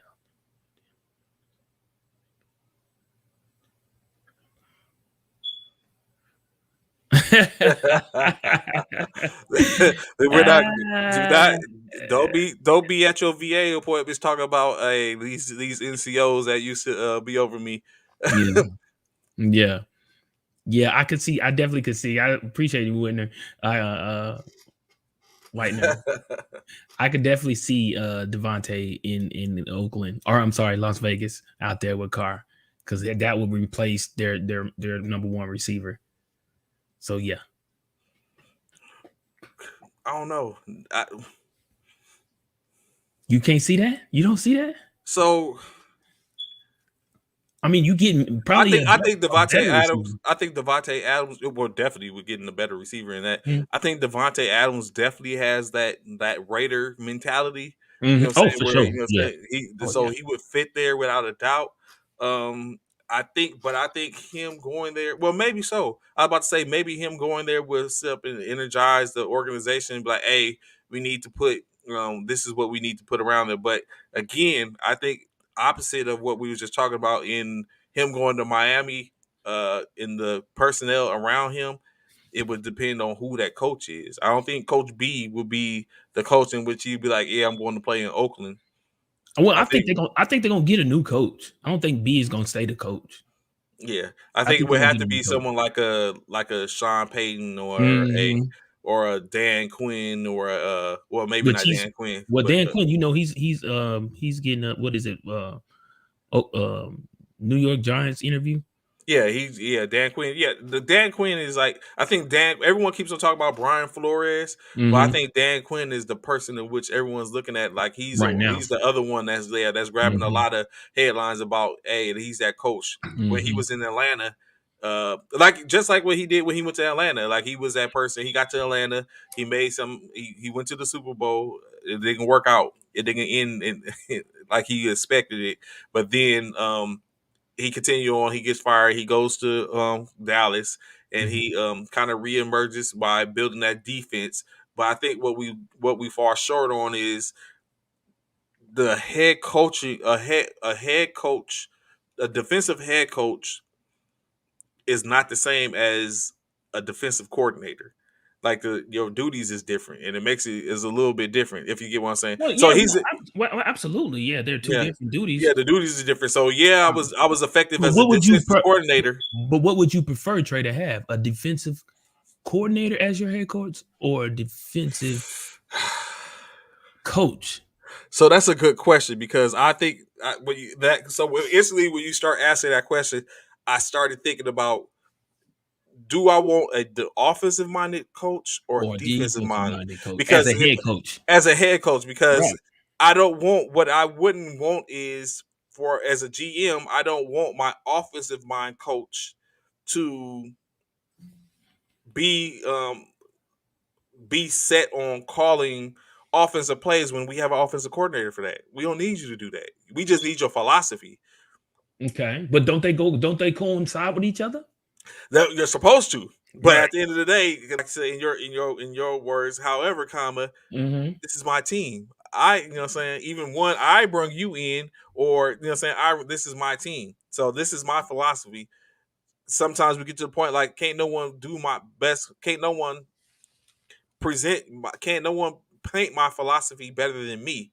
As Right. opposed to I would want that person to be able to take my philosophy and Run with him. run with it. Yeah, you know what Right. I'm saying? Make it work within, you know what I'm saying? Make my philosophy work in your way. Within the scheme Yeah, of the within the scheme. game. Yeah, Right. yeah. So, you know what Hmm. I'm saying? So I don't know, you know what I'm saying, if that's what if and vice versa for the defense, but I think like you Hmm. say, Defense wins ball games. There it is. Offense wins sells Celtic. tickets. There it is. So you know what I'm saying. So There it I is. think I would prefer to have the like you said. I think I would prefer to be the defense. I would prefer a defensive coach, and most defensive coaches are going to allow their defensive coordinator to do their thing and manage the game as they should, and then hire a good offensive coordinator to take care of business in terms like what Dallas did. They had their head coach, they had the defensive coordinator, they already had their offensive coordinator in place. So now what's going on is their defensive coordinator, who was once a head coach before, is getting looks. But keep in mind, just like Brian Forrest, he was a defensive coach. He was a defensive minded coach, in which they're the ones that are getting these looks as for these coaches, and they were I ain't gonna say successful, but they did garner a buzz. So now Dan Quinn is being looked at, but again, he did work as a defensive coordinator, not a head coach in his stint with the Cowboys, and so now they're looking at giving him another opportunity with another team. And so, what would you prefer? Oh, I'm sorry, you on the phone. So yeah, so league wants to do more scoring. True, true, true. I guess Apple White.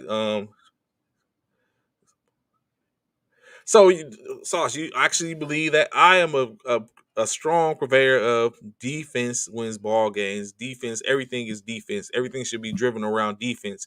If you can have the most potent offense there is, if my defense can stop you, then you're dead in the water. It's nothing else you can do. If I have a potent enough defense, then I can basically I can manipulate the game to basically be able to thwart your offense, and that you know what I'm saying that's it for the most part.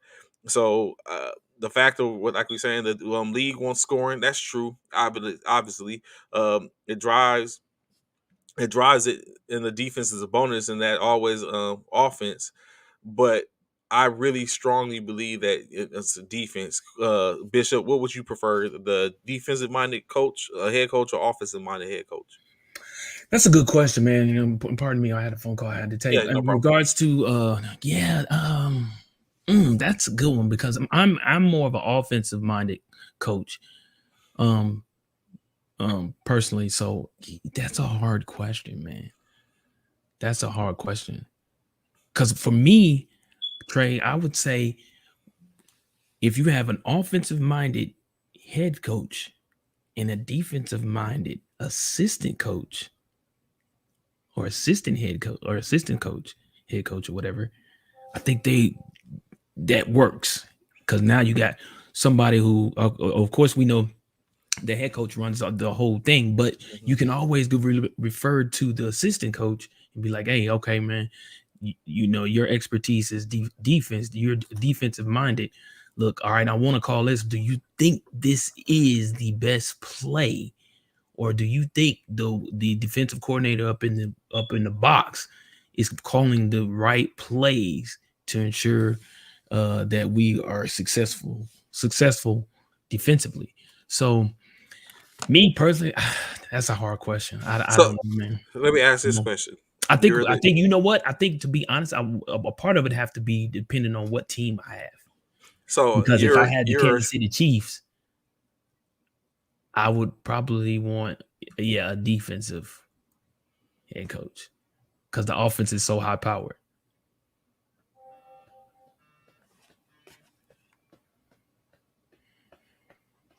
so let me ask you this question. Wait, Mhm. hold on one second. Hold on one second. But the league wants passing and scoring. Running backs are really irrelevant when it comes to the money. The defense is at a big disadvantage when it comes to cornerbacks and safety versus the wide receivers. So I wouldn't say running backs are irrelevant. I do agree that the passing game is very much so. The league is more of a passing league now compared to what it used to be. It was kind of more even back in the day, but it's definitely more of a passing league now. But we know why that is, right? We know it's a passing league simply because that's what people want to see. Yeah, you get a few good runs, you see the nice runs, but people want to see magnificent catches, throws, like the catch, like just like the catch Kelsey made the other night. People want to see that. don't get me wrong. People want to see nice runs too. I'm not throwing, the running backs to the wolves or anything like that. But the catches are just seem to be the life of the game. When you can make spectacular catches, or just like Tyreek Hill making, the runs after the catch, catching the ball at the 50 and just outrunning the entire secondary. Those are the things that people want to see more. So but I will not say, I won't say it's irrelevant, because you got to look at people like Derrick Henry. He makes running backs very relevant because of what he does. His punishing style of running, of stiff arming or running people completely over, keeps the running backs relevant, in my opinion. Um, so that's why I disagree with that statement. But what up, Jay? What's good? Good morning, fellas. Had an appointment. I will show you my slip after formation. I appreciate you. Yeah, because I'm gonna need to see it. I'm gonna definitely need to see it. I'm gonna definitely need to see your slip. Defense when game catches and runs makes the game. Exactly. That's my whole point, Jordan. My whole point. It is defense wins. Defense wins Super Bowls. Offense sell tickets.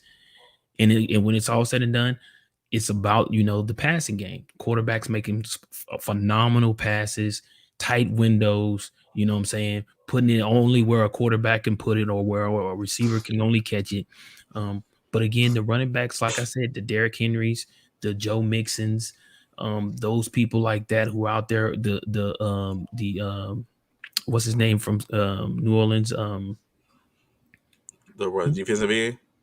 Yes. Yeah, no, the running back, Kamara. Oh, Kamara. Because if you look at the Facebook user with this one right here, he says this point right here, What? and I was just arguing the fact that I don't feel like the running backs are irrelevant when you have people like Derrick Henry. He makes the game relevant, makes the running backs relevant again. Yes, Derek. Like the passing backs, because you got to take in consideration. The Joe Uh, Mixons, like I if, said, the Kamaras, because Christian McCaffrey, when Chris healthy, McCaffrey, yeah, is a one man show. right. Which is probably why he's not healthy, because all they do is feed him.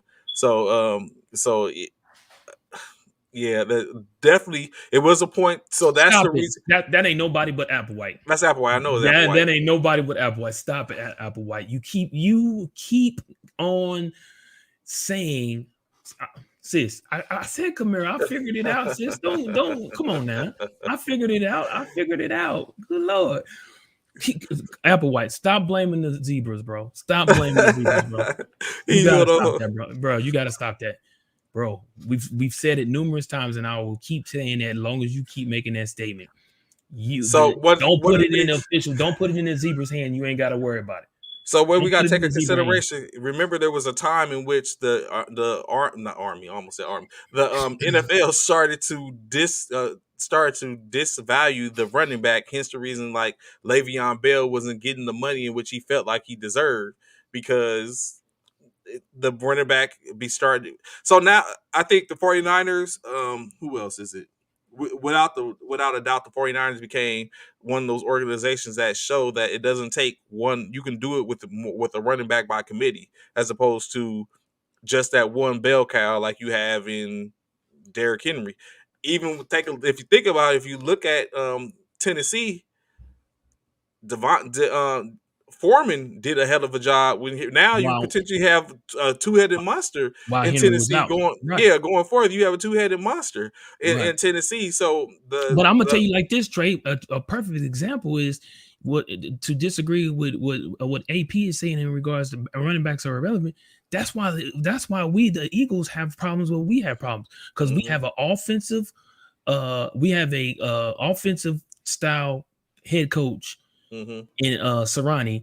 He's a quarterback. He was a former quarterback coach and wide receiver coach, which means he loves to throw the ball. mm-hmm. But because we have not committed to a somewhat of a run game, is why we weren't.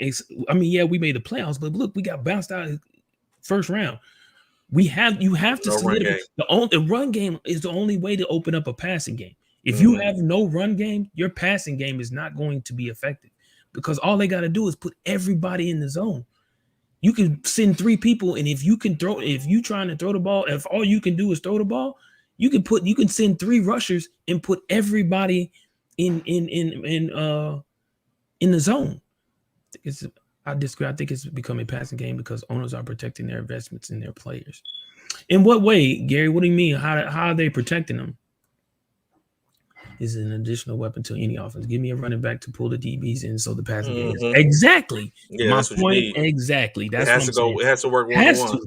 That's And why. just That's why like Christian. That's why Christian McCaffrey is so dangerous. If and you give him an Derrick Henry. opportunity to run, and Derrick Henry, and those, you know what I'm saying, and like I said, Alvin Kamara, like those are problems. And Uh, especially if you got a running back who's double threat, could catch the ball out the backfield as well, like the Camaros. this dude, man, Oh my God. Sauce. Come on, man. Stop it, man. You know what? He is exactly who we think he is. That's Right. exactly what he's doing. This is You got to sauce from keep you. old. Thank you, man. You got to keep in mind. You got to keep in mind, AP. He hadn't played since week 8. That was that's like 9 weeks he had not played. He has to get his timing right. He has to get Like everything. I we mean, said, he should have played that. He should have played the game we before. but they didn't want to bring him back too soon. Mhm. They still trying to make sure he was still good. They should have let him play that for that game, that last game of the season, that allowed him to get a little brushed off, and then they earned the bye, which he could have had the bye and had him off, and then allowed him to go ahead and do damage. They brought him back that one game. He did get the touchdown, but I mean he had a dismal rushing performance. It just wasn't that. So I don't think.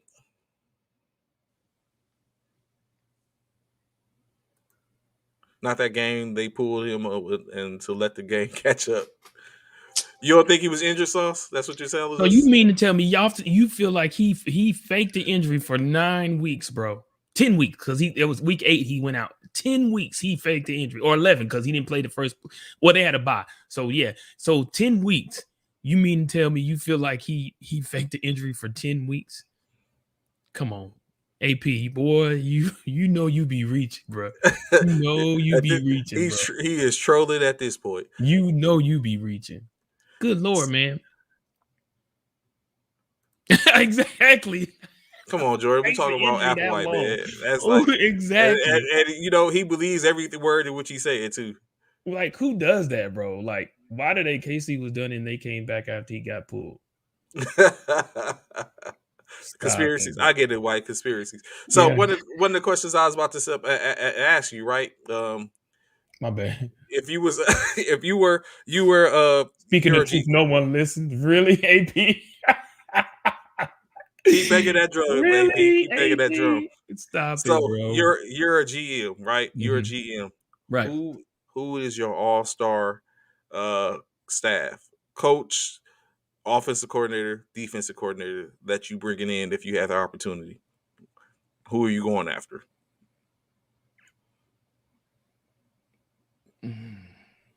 Coach Mike Tomlin. Okay. I like He's where you been going with that.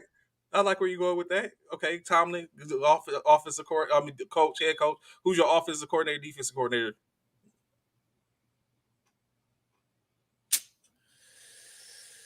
offensive coordinator. It would have to be out of Andy Reid and of course the GOAT, Bill Belichick. Mm.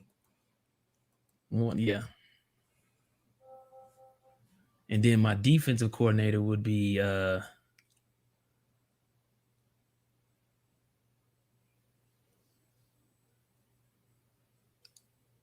know who my defense coordinator would be? Would probably be a game he dreamed as a kid to play, took off 8 weeks of the season. Exactly.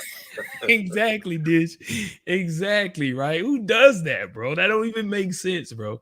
But yeah, my defensive coordinator would probably be you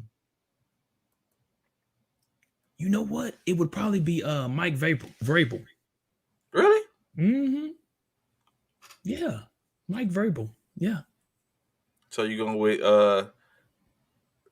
Tomlin, head coach, offensive coordinator, Belichick possibly, Probably, yeah.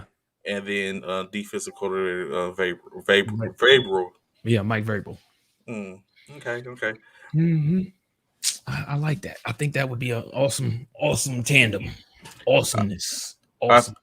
I think I would Who would go yours with. be? Yeah, who would yours be? I definitely agree with you, and I concur with the Tomlin as Mhm. the head coach. My offensive coordinator, however, is going to be Kyle Shanahan. Oh, yeah. I thought You about gonna this. pick? Hold on, Trey. You go Kyle see. This Shanahan. is see. This is that bias, y'all. It's not a Y'all look at bias. me. Y'all look at Come me. Y'all. on. That is. You go Look pick. at look at You go this. pick Look at Kyle Shannon. this. You go Look at pick. this. Look at this. Now that's two. He has two of the three that I got. I'm not taking Belichick as a DC, but it was a thought. But I thought. definitely Shanahan.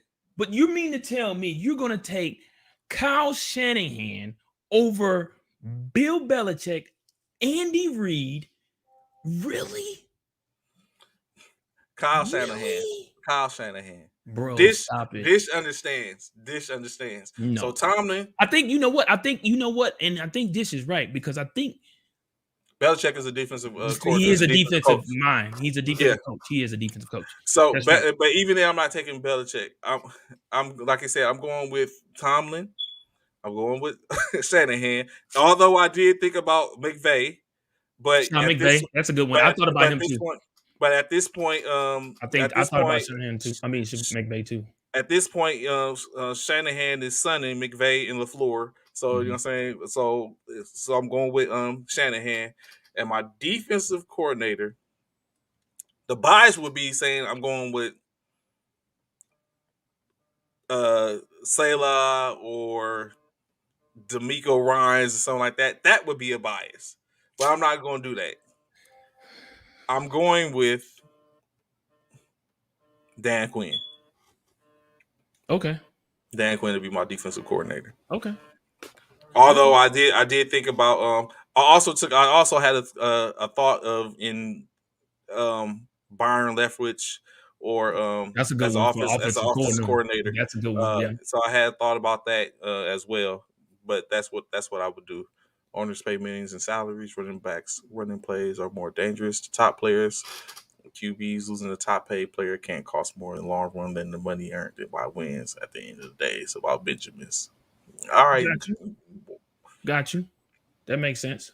The league is promoting new younger coaches. The older coaches are being phased out, and only the higher exposure teams. So, to a degree, Sauce, I would agree with you, but you got to take in consideration people like Tomlin, and I don't think he's in danger of getting phased out at all at this point. Like he's probably going to No. be the player. He's probably going to be their coach for the next 5 years, unless they start having a Who, tremendous. Tomlin? Yeah, unless they have a Mm. huge setback and downfall, and I take in He has a consideration. winning record. He has a Yeah, winning record in Pittsburgh. Like I he take has in consideration that they're going to give him like at this point you got to think him and Ben started at the same time or however many seasons with 16 no yeah 18 losing. seasons yeah Yeah, so no he has to losing, give him not losing opportunity season. so he has to give him opportunity they're going to have to I'm very sure that and Pittsburgh has a different mindset as the rest of the league when it comes to that situation so I think they would give him an opportunity to right the ship Mhm.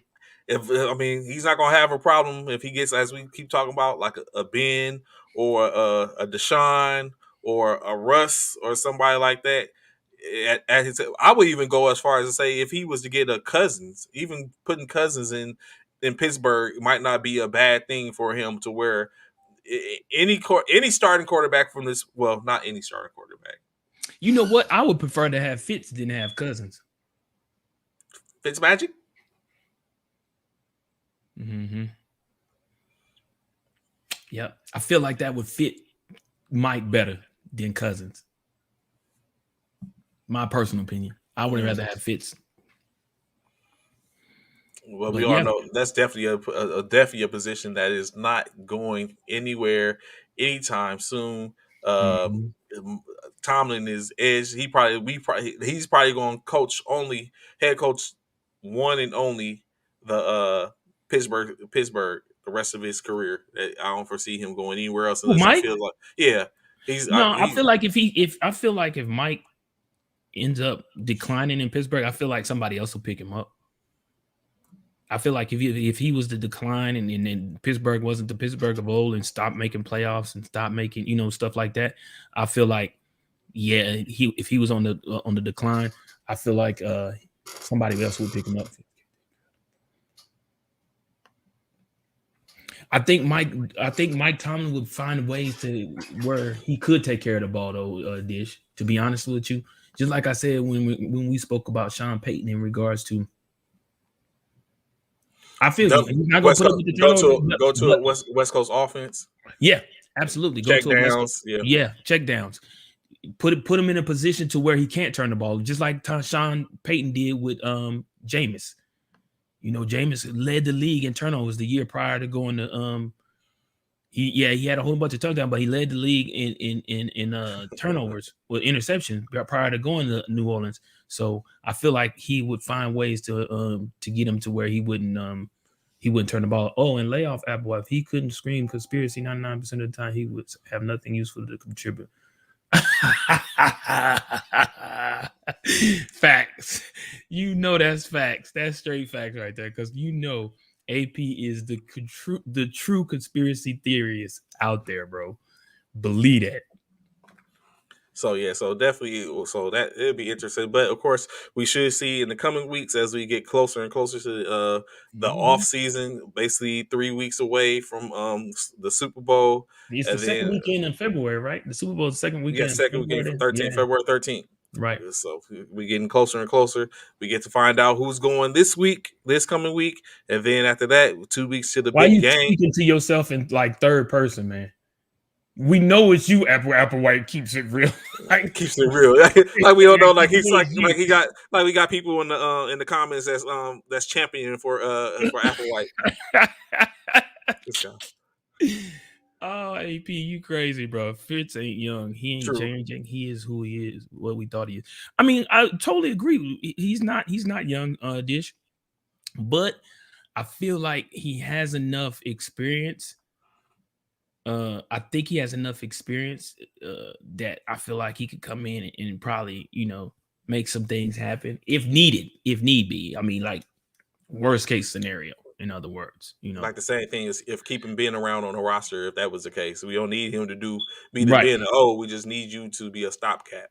Mm-hmm. That's it. Get us through. Get us through and get us through until we can figure out who's going to be the next one in line. That's my take on it. So I set up and I had a quick thought of there, Bishop. I was like, Bishop is challenging Bishop is challenging my Nostradamus thing in basketball. Like you was pretty close there last night with the picks for basketball. Yeah, of course. I So told you, the bro. only Don't one sleep on. I think the only one you messed up on is the Knicks and the Cavaliers. Although I think you did you said you was thinking about Cavaliers, but you don't think they was gonna have enough. Yeah, I was like, okay, you know what I'm saying? Bishop is yeah, starting to yeah, yeah. is making the play. But before we get to that real quick, Bishop, this Mm, talk of your man James Harden, they figure that he's going to leave Brooklyn Brooklyn. sooner or later. Do Mhm. you to go to Philly? Where how you feel about this? Ooh, Are you one of those fans who's like, you know what, let him go? We don't, you know what I'm saying?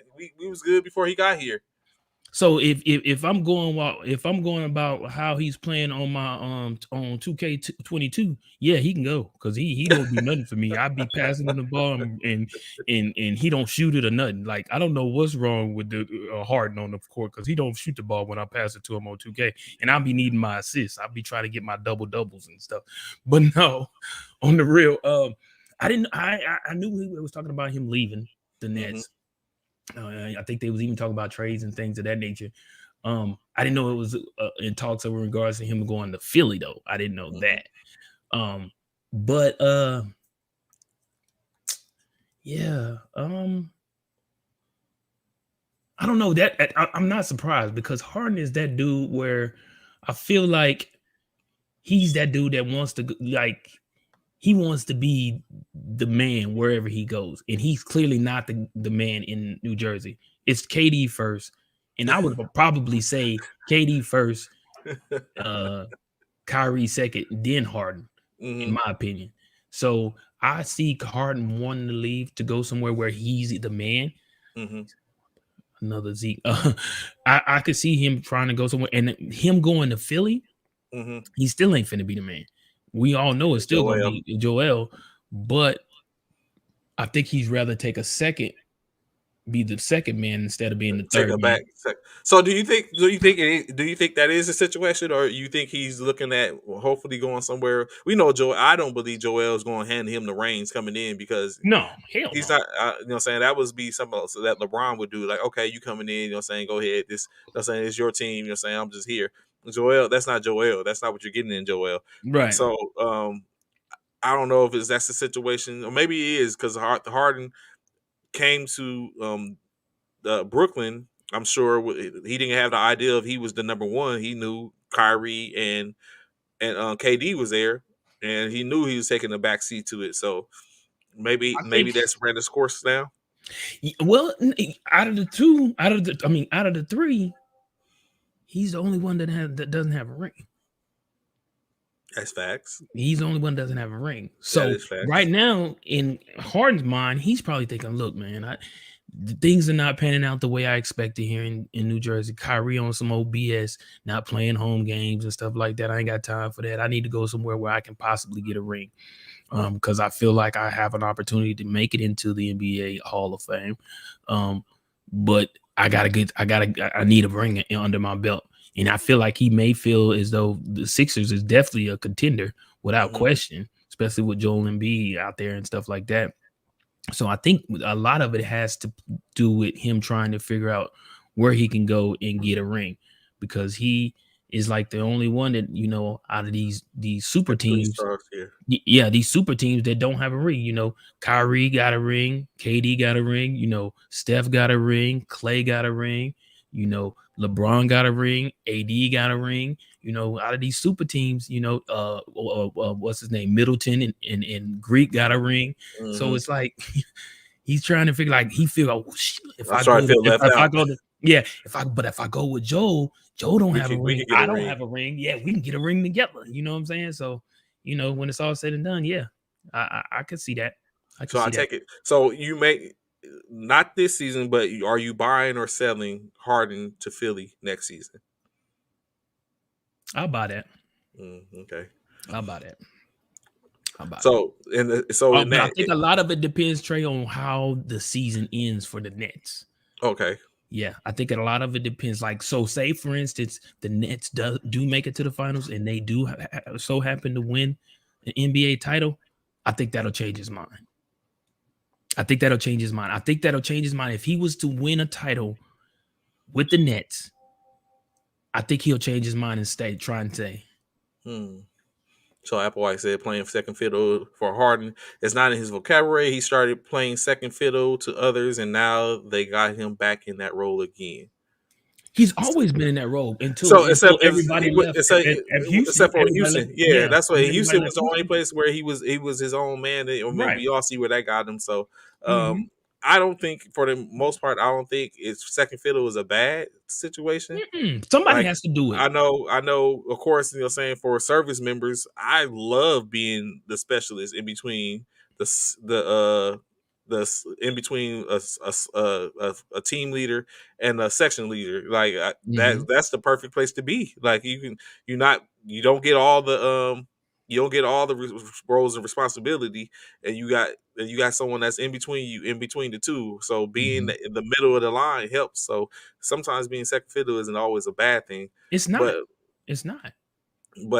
so of course next in essence to possibly Harden going to Philadelphia, chances are Simmons is not going to be there. So are you buying or selling that's for this season currently that the Philadelphia 76ers are holding Simmons until they get a proven star? I'm buying that. I'm buying that too. I'm buying that. I feel like they want something for Simmons, and they gonna get they feel they're not gonna let him loose until they get what they want for him. Yeah, I'm buying Mm. that. I too. Yeah, you have to, man, because this dude Simmons, bro. Like, seriously, bro. Like, bro, you pretty much finished it out the entire season, bro, on some nonsense, bro.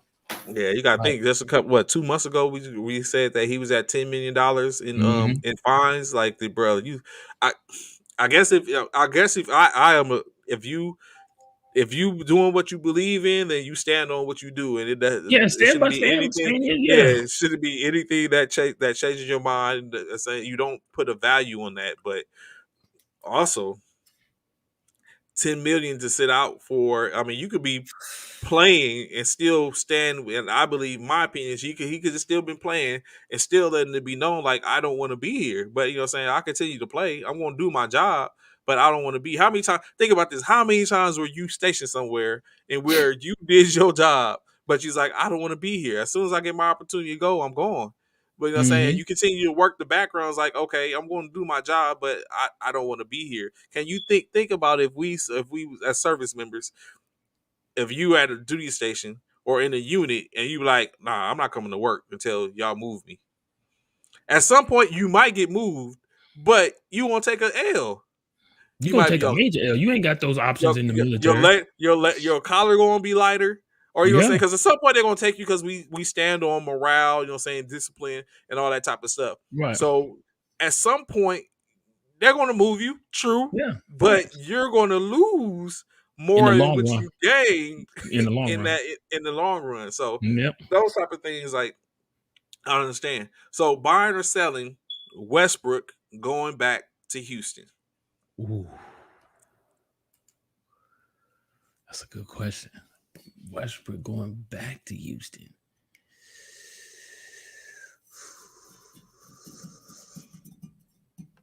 It is excuse me, is that what John Wall staying? No, John Wall will be most likely it'd be a trade for Wall. So he would probably go to LA. I would probably I would buy that. Yeah, I Yeah, would buy that same then. thing. It's all same thing. By I don't know. I'm selling it. I think although just I think Westbrook has been humbled at this point, He ain't and had no choice. Yeah. I He ain't think had he's no been choice. humbled at this point, Ooh. and I agree, Zach. I think he's been humbled at this point, and he's going to get back on track. I still believe, you said it before, You have Bishop. so much faith in Westbrook, bro. I You still do. believe that, yeah, you said it before, that after the break, there's going to be a change in a lot of teams, good, bad, or Absolutely. different. Right. After the All Star break, there's going to be a change. There's a chance for them to recharge and realize, like, okay, you know what I'm saying, we got 28 games left. Hey, now is the time for a lot of teams to even falter or figure out what they're going to do. So Hmm. in this in this matter, I think Westbrook is going to be one of those players that's going to realize he's going to take a break. We all know he's not going. I don't believe he's going to the All Star as an All Star game or even a reserve. He's going to have a chance to sit back and kind of enjoy and get that feeling back and be like, you know what, let's do this and do like what he did last year with Washington and make a push. So my faith in him hasn't dwindled yet. Now, Okay. if we was talking about AD, it might be a different story. I think AD's time to go, but that's just me. Wow. So you excuse me. So let me get this correct. So Trey, you're saying you are selling on getting rid of AD and keeping Westbrook? I'm buying. I would buy getting rid of AD Oh, and I'm buying. I'm keep it. sorry. You're Yeah, buying. Yeah, I would buying buy on that. getting. Yeah, I Wow. would buy that. So a bunch of so I'm don't get Wow. it twisted. I don't think that AD is a player. Like, don't get it twisted. I just think at this point he's more of a headache to us than anything. I think we could get more A value headache by push. in what He's way? he's injury prone. You know, Bro. there's a log jam in the positions between him transitioning, LeBron transitioning. When it comes down to the front court, Hmm. it's just I think we can get more. We'll get more value in moving AD Then than we Westbrook. would Westbrook. And you know what I'm saying? At this point, I feel like AD has been he came, he did his thing, but I think it's about time to go. It's the injuries, and all Who that. would you like? Who would you like for AD to be replaced by? I don't know, man. So I would it would be a situation that it wouldn't be. I wouldn't necessarily probably look for a star at Hmm. AD's position. Hmm. Maybe a up and coming. Like if I could, they don't have enough there, but if we can get our hands on like a Christian Wood, I would be appreciative of that. What And about with like a some, Bowl? no, I can't even believe you sat there with a straight face and asked me that damn question. Like, I would, I'm just saying, man. no, I'm just no, saying, no. man. Yeah, the only way I can see a Bobo is if because Bobo is currently in Boston now. The only way I can Mhm. see a Bobo is if they had something. If Boston had something to offer, like if we was getting like a Jalen Brown and a Bobo, okay, maybe so, but not no, not just Bobo being the key piece. Mm. Okay. So you're willing to take a basically you're willing to take a not like you said, not a superstar for AD, but a role player for AD, basically. Role player, maybe get back some draft picks because we don't have any Mm. draft picks for a while Right, because because we y'all had to got rid because of we them. traded it Yeah, away. So yeah. seemingly all my favorite teams seem to get rid of draft picks. That's like they're not valuable to them. But so it's like it's just one of those things. Like to bring back something to at the end of the day, Mhm. and I'm saying I think there's more bang for the buck when you talk about doing that, getting rid of AD to do that. I definitely feel like, yeah, in regards to what you're saying in regards to AD, he's definitely um, has more value than Westbrook. If when it comes to shipping them out, the two out, I definitely feel like he has a more value. But what if somebody gave y'all a major trade for AD and Westbrook? Would you buy or sell? That would depend on that trade. Mm, Because at the end of the day, like unlike whatever Apple Watch talking about, LA, the Lakers. Let me specify: the Los Angeles Lakers hmm. are a historic franchise, premier still, in my opinion, and that's not even being biased. Hmm. They're still a historic premier franchise. Hmm. So what should be happening is we should be finding our next star. We thought we was getting it in AD. I don't think that's the case, in my opinion. Nor Westbrook is more like they're teetering on the now and the tomorrow. I got you then. Here you is. The trade is Westbrook and AD for Zion Williams and Kyle Kuzma. Hell no, no, No? no, no, Wow. no, not even. Wow. For one we had Kuz, even though it Right. might have But been he's different shining. because And he's shining since he's left. yes, and which go happens a lot from foreign LA players. Like I said, I think we have the ability to choose the talent. It's just the development of the talent is where we lack at because we have other people that are there that are probably either stagnating or they don't want to come out. It's just one of those things. Um, What about okay? Here's another one. The same two players, Westbrook and AD, mhm. for the Joker and LaMelo Ball.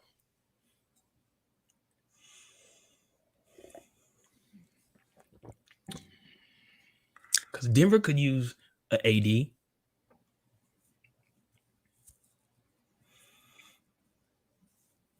uh, He really so thinking about that one, y'all. so Look, because I look, would he think so. really thinking about This is that what I was one. about to say. In that matter, of course, that would be a three team trade. Right. Lamelo is nice, but he's nice because of his surrounding cast. Like he's not just doing what he's doing. He's not Ja Morant. Like No, because he that's don't have because Lamelo. Morant Yeah, don't have that yeah, sport supporting yeah. He's cast. not. Absolutely. You broke Trey. So it's so Oh, you're not bringing in Lamelo to be that one person. He has to have a cast, and so he in wouldn't have a that cast in LA? The so Lakers? so it be He got the LeBron. So cast. he would still have LeBron. He would have THT. So And he would have Joke in the Joker. yeah, and he would have the Joker. So but but I was be looking at still taking a look down the line. Like Joker is still Joker is still young in age for the most Right, part. You know what I'm saying, right. but he's not That's a the future of the he's not Lakers, though, right? Wouldn't that be the future? The Lamelo would LaMelo be Lamelo would be the and Joker future. I think Lamelo would be the future alone, in over which they would Joker? have to, yeah, they would have to continue to build around because Lamelo has he still has agility. Like Joker is like a big plodding type of center, even though he's getting the triple doubles and stuff like that. But he's not. It comes with if his weight fluctuates and all that other type of stuff, which we start to have issues and problems. So the trade I would think about it. I definitely would think about it, but it was Mhm, definitely I was definitely have to look at potentially what I'll be looking at down the line. I had to look at our what our cat spaces look like and what mhm, our upcoming all the potential free agencies, restricted free agents that we have, what we're probably looking at paying on our current roster. I would have to take a look at all that and be like, mhm. okay, if they would do that. And then again, but it would be I would take a look at it. I would think about it. You So would you would consider it? I would take a look at it and see it would be a lot. My idea would be, like I said, the reason I would get rid of AD is to bring back Some value, trades yeah, some and trades stuff and like stuff like that. that. I mean, I So trade picks and picks. stuff like that. Yeah. Yeah. So of course, last night, as we sit up and stated, last night you had 4 games in which the Cavaliers took on the Knicks, in which there was a old sighting. We thought he was gone for a little bit. He decided to make a comeback. That guy, Kevin Love, you know what I'm Mm, saying, went to go play in the pool, splashing 8 3-pointers. Correction, who? 6 3-pointers, Oh, 6 6 6. He had 6 3-pointers last night, making a huge contribution to a win, in New York last night. Kevin Love, of course. Let me see. Let me put it back up. Oh, that's the wrong game. Hold up.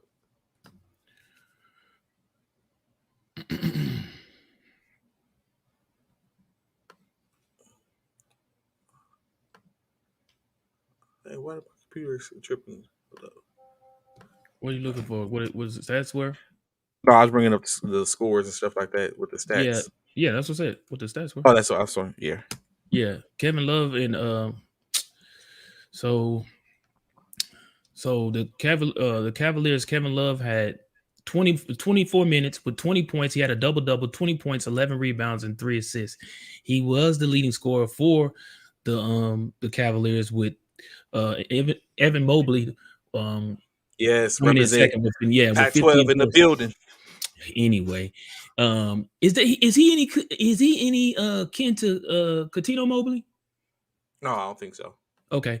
Well, he had 15 points, 12 rebounds, and 5 assists. And then topping it all, Okoro had 14 points out of 33 minutes, 6 rebounds, and 2 assists. Whereas the Knicks fell short. They fell short by 2 points. So, RJ Barrett still doing his thing out there. He looks like he has no help outside of Randall. RJ had 34 minutes, 24 points, 5 rebounds, 4 assists, with Julius Randle coming in second with points and with 18.7 rebounds and 4 assists. And the only other person that had double digits was Quentin Grimes with 12 points, 1 rebound, 1 assist with 24 minutes in the game.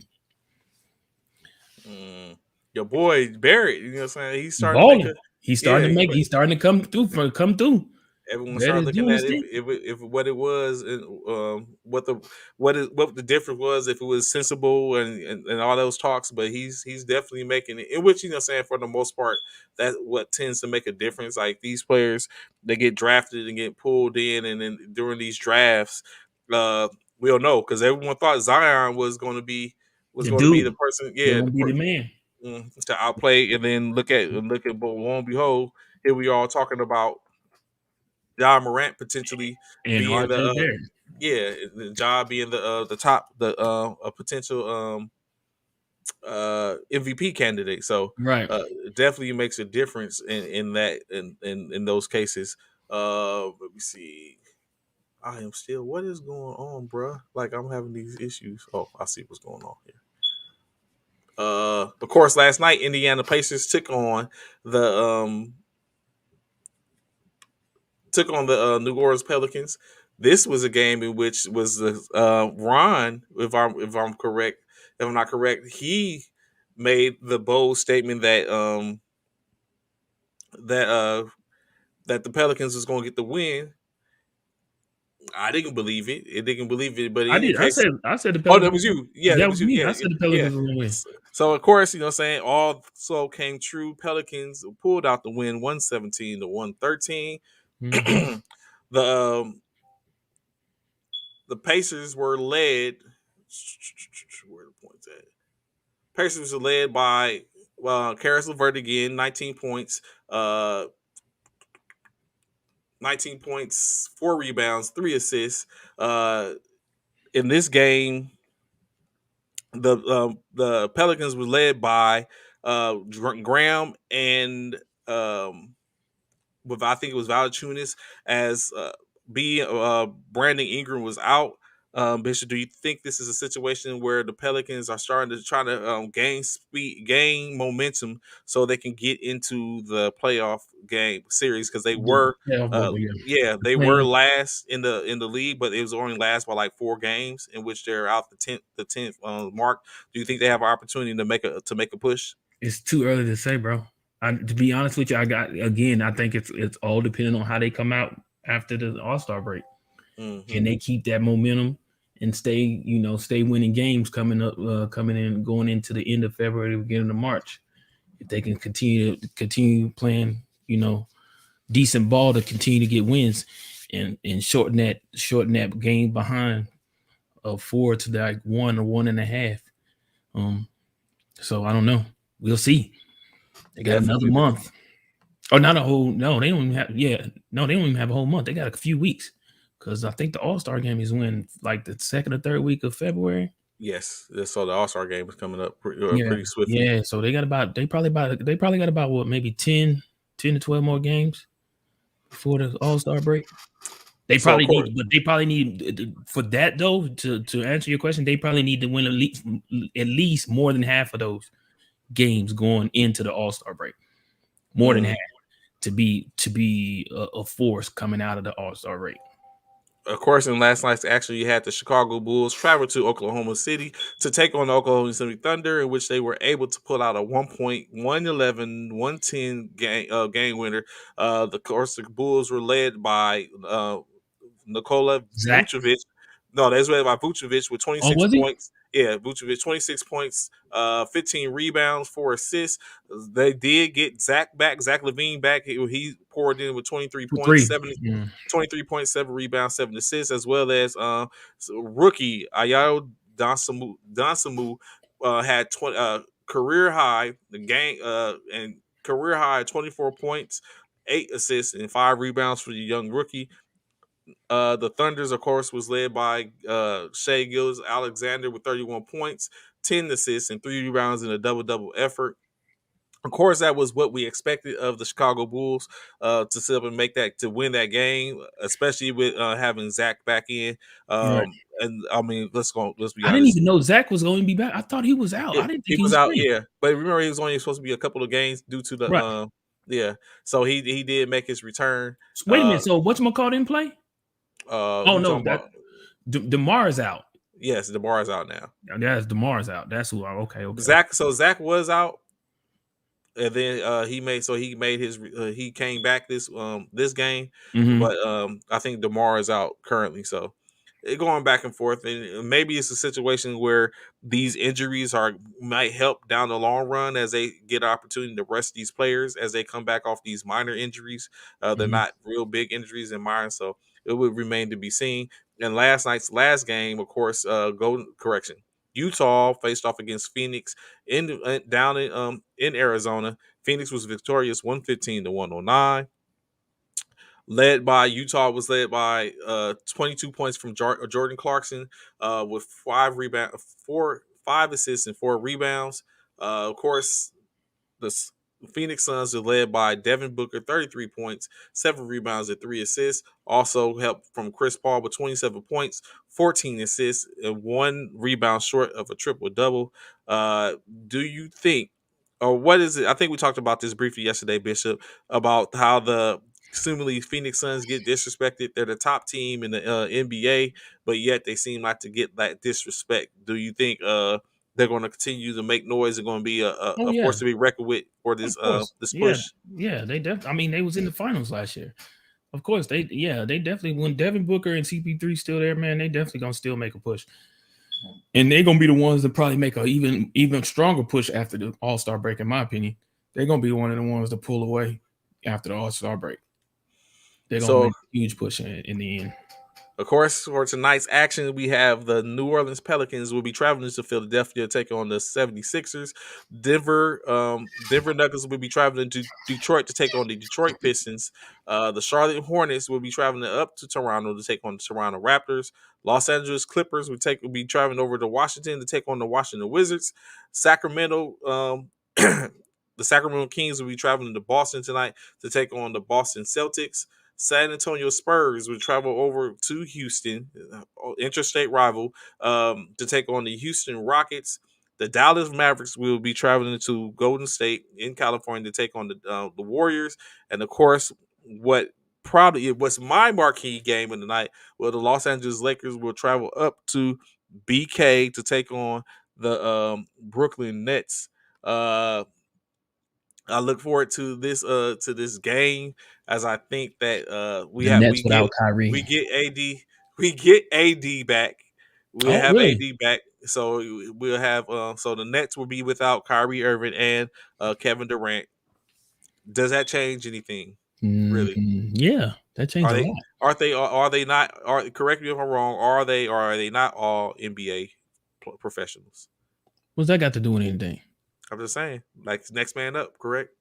No, that's like saying what? That's That's like see here you come the Brooklyn sound. bias. That Brooklyn bias. Like, come on, let me hear it. Let me hear it. No, no, Let me hear it. that's that Laker bias. Like, yeah, you wasn't saying that when LeBron was out. Sure, I was. No, you was not. No, Next you man was. up. No, Next you was not. man up. When next man up. Who was the next man Next, up? Get out of it, here, man. it Yeah, was y'all probably get this win tonight because y'all, yeah, we ain't got Kyrie or KD. Oh yeah, this is the time when Harden should be able to shine because you ain't got KD or Kyrie. So this is his time. This is the thing. That's the thing. Harden has an opportunity to be like a 2 or a 1 right tonight. He will be the one because mhm. there's nobody else. It's just him, and we gonna see how it turns out with him being the one. With him being the one. So as we get ready to close out, I have a question for you, Bishop. Mm. And I mean, please do not take this because it's no bias intended in this. But as we continue looking at the 75 greatest players in the NBA, I have five players, five greats that just happen to be from the aforementioned Los Angeles Lakers. I'm gone. Hey, it was I nice have, I seeing have, y'all, man. Y'all have a great Tuesday. I have five players. I have five players, right? I'm And so not finna do this with you. I Nope. ask you this question: Nope. with these Nope. five players, Nope. if they all were in if they all were in the draft, and your draft pick came up, and you had an option to get either of these five players, who would be your first pick? The five players are Irvin Magic Johnson, Kobe Black Mamba Bean Bryant, Shaquille the Big Aristotle O'Neal, Wilt the Steel Chamberlain, or Kareem the Skyhook Abdul Jabbar. Who will be your number one pick out of those greats? I'm not picking. I'm letting my pick go. I'm trading my pick. I'm gonna trade my pick. What Bird? Did you listen to the question? Bird Jordan was not in none of that. Bird or Jordan was not in any of those names in which he chose. He picked. How So are you who? putting Bird, Jordan, Kareem, Kobe, and Shaq? And he was talking about Lakers. You can't put Bird and And Jordan then there. I want to ask you for one, Jake. One One. person. He ain't So asking for a starting five. He said the first pick in the NBA draft out of those five players. Applewhite going Applewhite. That's all that That's is. the AP, man. That's AP for you, bro. I don't no order. No order. You only picking one though. That's the thing. No, you only picking one. If I had to pick, man, I would probably pick. A lot of it would depend on what my team looked like already. because I would have to know what my team would look like to see what I needed out of all five of those players. So that would play a huge part in it on who I would pick, because you have three centers in there. You said Wilt, Kareem, Well, and Shaq. but all had different skill sets. Yeah, but you still got three centers. So depending on what my team is already in need of, depending on where my team stands right now, it all depends. And then we're talking about errors. We're talking about Wilt was way back in the day, back in the 50s and 60s. Then you talk about Kareem, who was back in the 70s and 80s. Then you talk about Shaq, who's in the 90s. So like, it all depends, bro. That's a hard question. I really I would have to see what my squad would look like at the time to see who I would pick. To be honest with you, Sauce is going with Kareem. Bishop never Why? could make a snap. Why? So I think I'm going. I think I'm going with. I think Magic gives me the best. You just on the Magic, boy. You just on No, Magic so I am not truly on his honestly, back, because bro. so Golly, Magic I, everything. Magic this, Magic that, Magic 95, Magic this. Like, good Lord, bro. Magic If we versus playing, Bird, like if we so. playing, if we playing, what do you say? If we playing, oh my bad. If we playing ball in the early 90s, take a shot, build around the big, trade everyone else for Jordan and play two on. Look at me. It may stop it, bro. What is this one? What Kareem would be unstoppable in any era. That's not true. I don't That's why I say that's why I go with that's Magic, not because true. I think Magic gives you the best in the era. That's why I go with Magic. I think he's gonna give you the best in all eras for the most part. I mean, you give up. Of course, I think you give up defense with that, but I think offensively, is going to be he'll be more of an asset in You that. really think Magic, for one, Magic in this era wouldn't be the Magic of in the area in which he was in, because Magic would not be playing the two or the point in this era. He If would Ben not. Simmons non-shooting butt could play the point, Magic could play the point. Where's Ben Simmons at right now? And Magic wasn't a shooter, bro. Don't sit here and act like Magic was a hell of a shooter. Would do squat today. You exactly. You can't say that. I feel you, Kevin. What up, little bro? What up? I Yeah, Yeah. Magic would be at his height and what he Magic wasn't a true shooter like that, man. You not finna No, he's Magic not a was a true great. shooter. No. No, he's a creator. He's a Hmm. floor facilitator. He can control the ball, he can point people out, he can get the passes and stuff like that. He's a general on the floor. But in today's era, Magic wouldn't be the Magic of old in today's era. Mm-mm. Just like Kareem would not be somebody talking. Who said Kareem? Somebody said something about Kareem. Kareem would not be what he was back then in today's era, going up against Giannis, going up against Joel, going up. No, no, no, no, no, no, no, no, no. The young cat out of Phoenix. No, no, no, no. Kareem wouldn't do that. Or Wilt. Shaq probably, because Shaq ain't too far removed from the current. But yeah, Kareem and Wilt, nah. That's why I say what I say though. But that's either here or there. Anyway. So of course we had another good show. I think. Yes. Yes. Of course, you know what I'm saying, that's our time for today. We look forward to the coming shows. Continue to be here with us, Bishop. Any last word, brother? Um, put up or shut up. I can't put up, man. I can't put up, Gary. I gotta know who my squad is. I can't pick a person and I don't know who I already got on my team. I'm not finna pick a center if I already got a center. I'm not picking another center. That's dumb. But I appreciate y'all, man. Thank y'all so much for tuning in to First Formation. We appreciate y'all wholeheartedly. We love y'all for coming in and tuning in and leaving comments. Gary, AP, Kevin, all y'all, Zach, all y'all, man. We thank y'all so much, man. Without y'all, we don't have the show. Appreciate you. What's going on, Tops, baby? What's going on, man? What's What's good with going you? on? Well, appreciate you, Taylor Made, man. Just like old times, it's fun. Gary, as always, you know how we do. Man, thank y'all so much for tuning in, man. We couldn't do it without y'all. Y'all have a great Tuesday. Enjoy. And we definitely will see y'all. Hey, Jordan, I want that slip. You was late for formation. I want that slip. Make sure you send me that slip. But for everybody else, man, y'all have a great one. Thank y'all so much for tuning in. Appreciate. So of course, like you said, here 09 1100 hours every Monday through Friday. Friday, of course, this coming Friday is always a great show, as you have myself and Bishop and Ron that'll be on. We'll have special guest Mr. Mike Myers II from the Military Basketball Association, the commissioner. He'll be on to talk about what great things they got going on. Hey, it's always a blessing and always a great opportunity to get on. So if you have any interactions in military, sports, or just the community, please hit us up. We look forward to always having people on to give them an opportunity to present their present what they got going on to the world and be able to speak and reach many others or whomever are watching across the world, across the states, across the countries. However, you know what I'm saying, we look to give a platform to people to be able to talk about it while you can come on and get suns and, or you know what I'm saying, or give your perspective on different things. If you come on here with some perspectives like Applewhite, you might as well not even come on the show. Matter of fact, you can come on when we talking about conspiracies. That's when you can come on when we talk about conspiracies. But you know, what I'm saying in any case, we greatly appreciate y'all showing up. Look forward to seeing you tomorrow. Different topics across the board. Greatly appreciate y'all coming up. So at this point, so attention, fall out. Roll 5.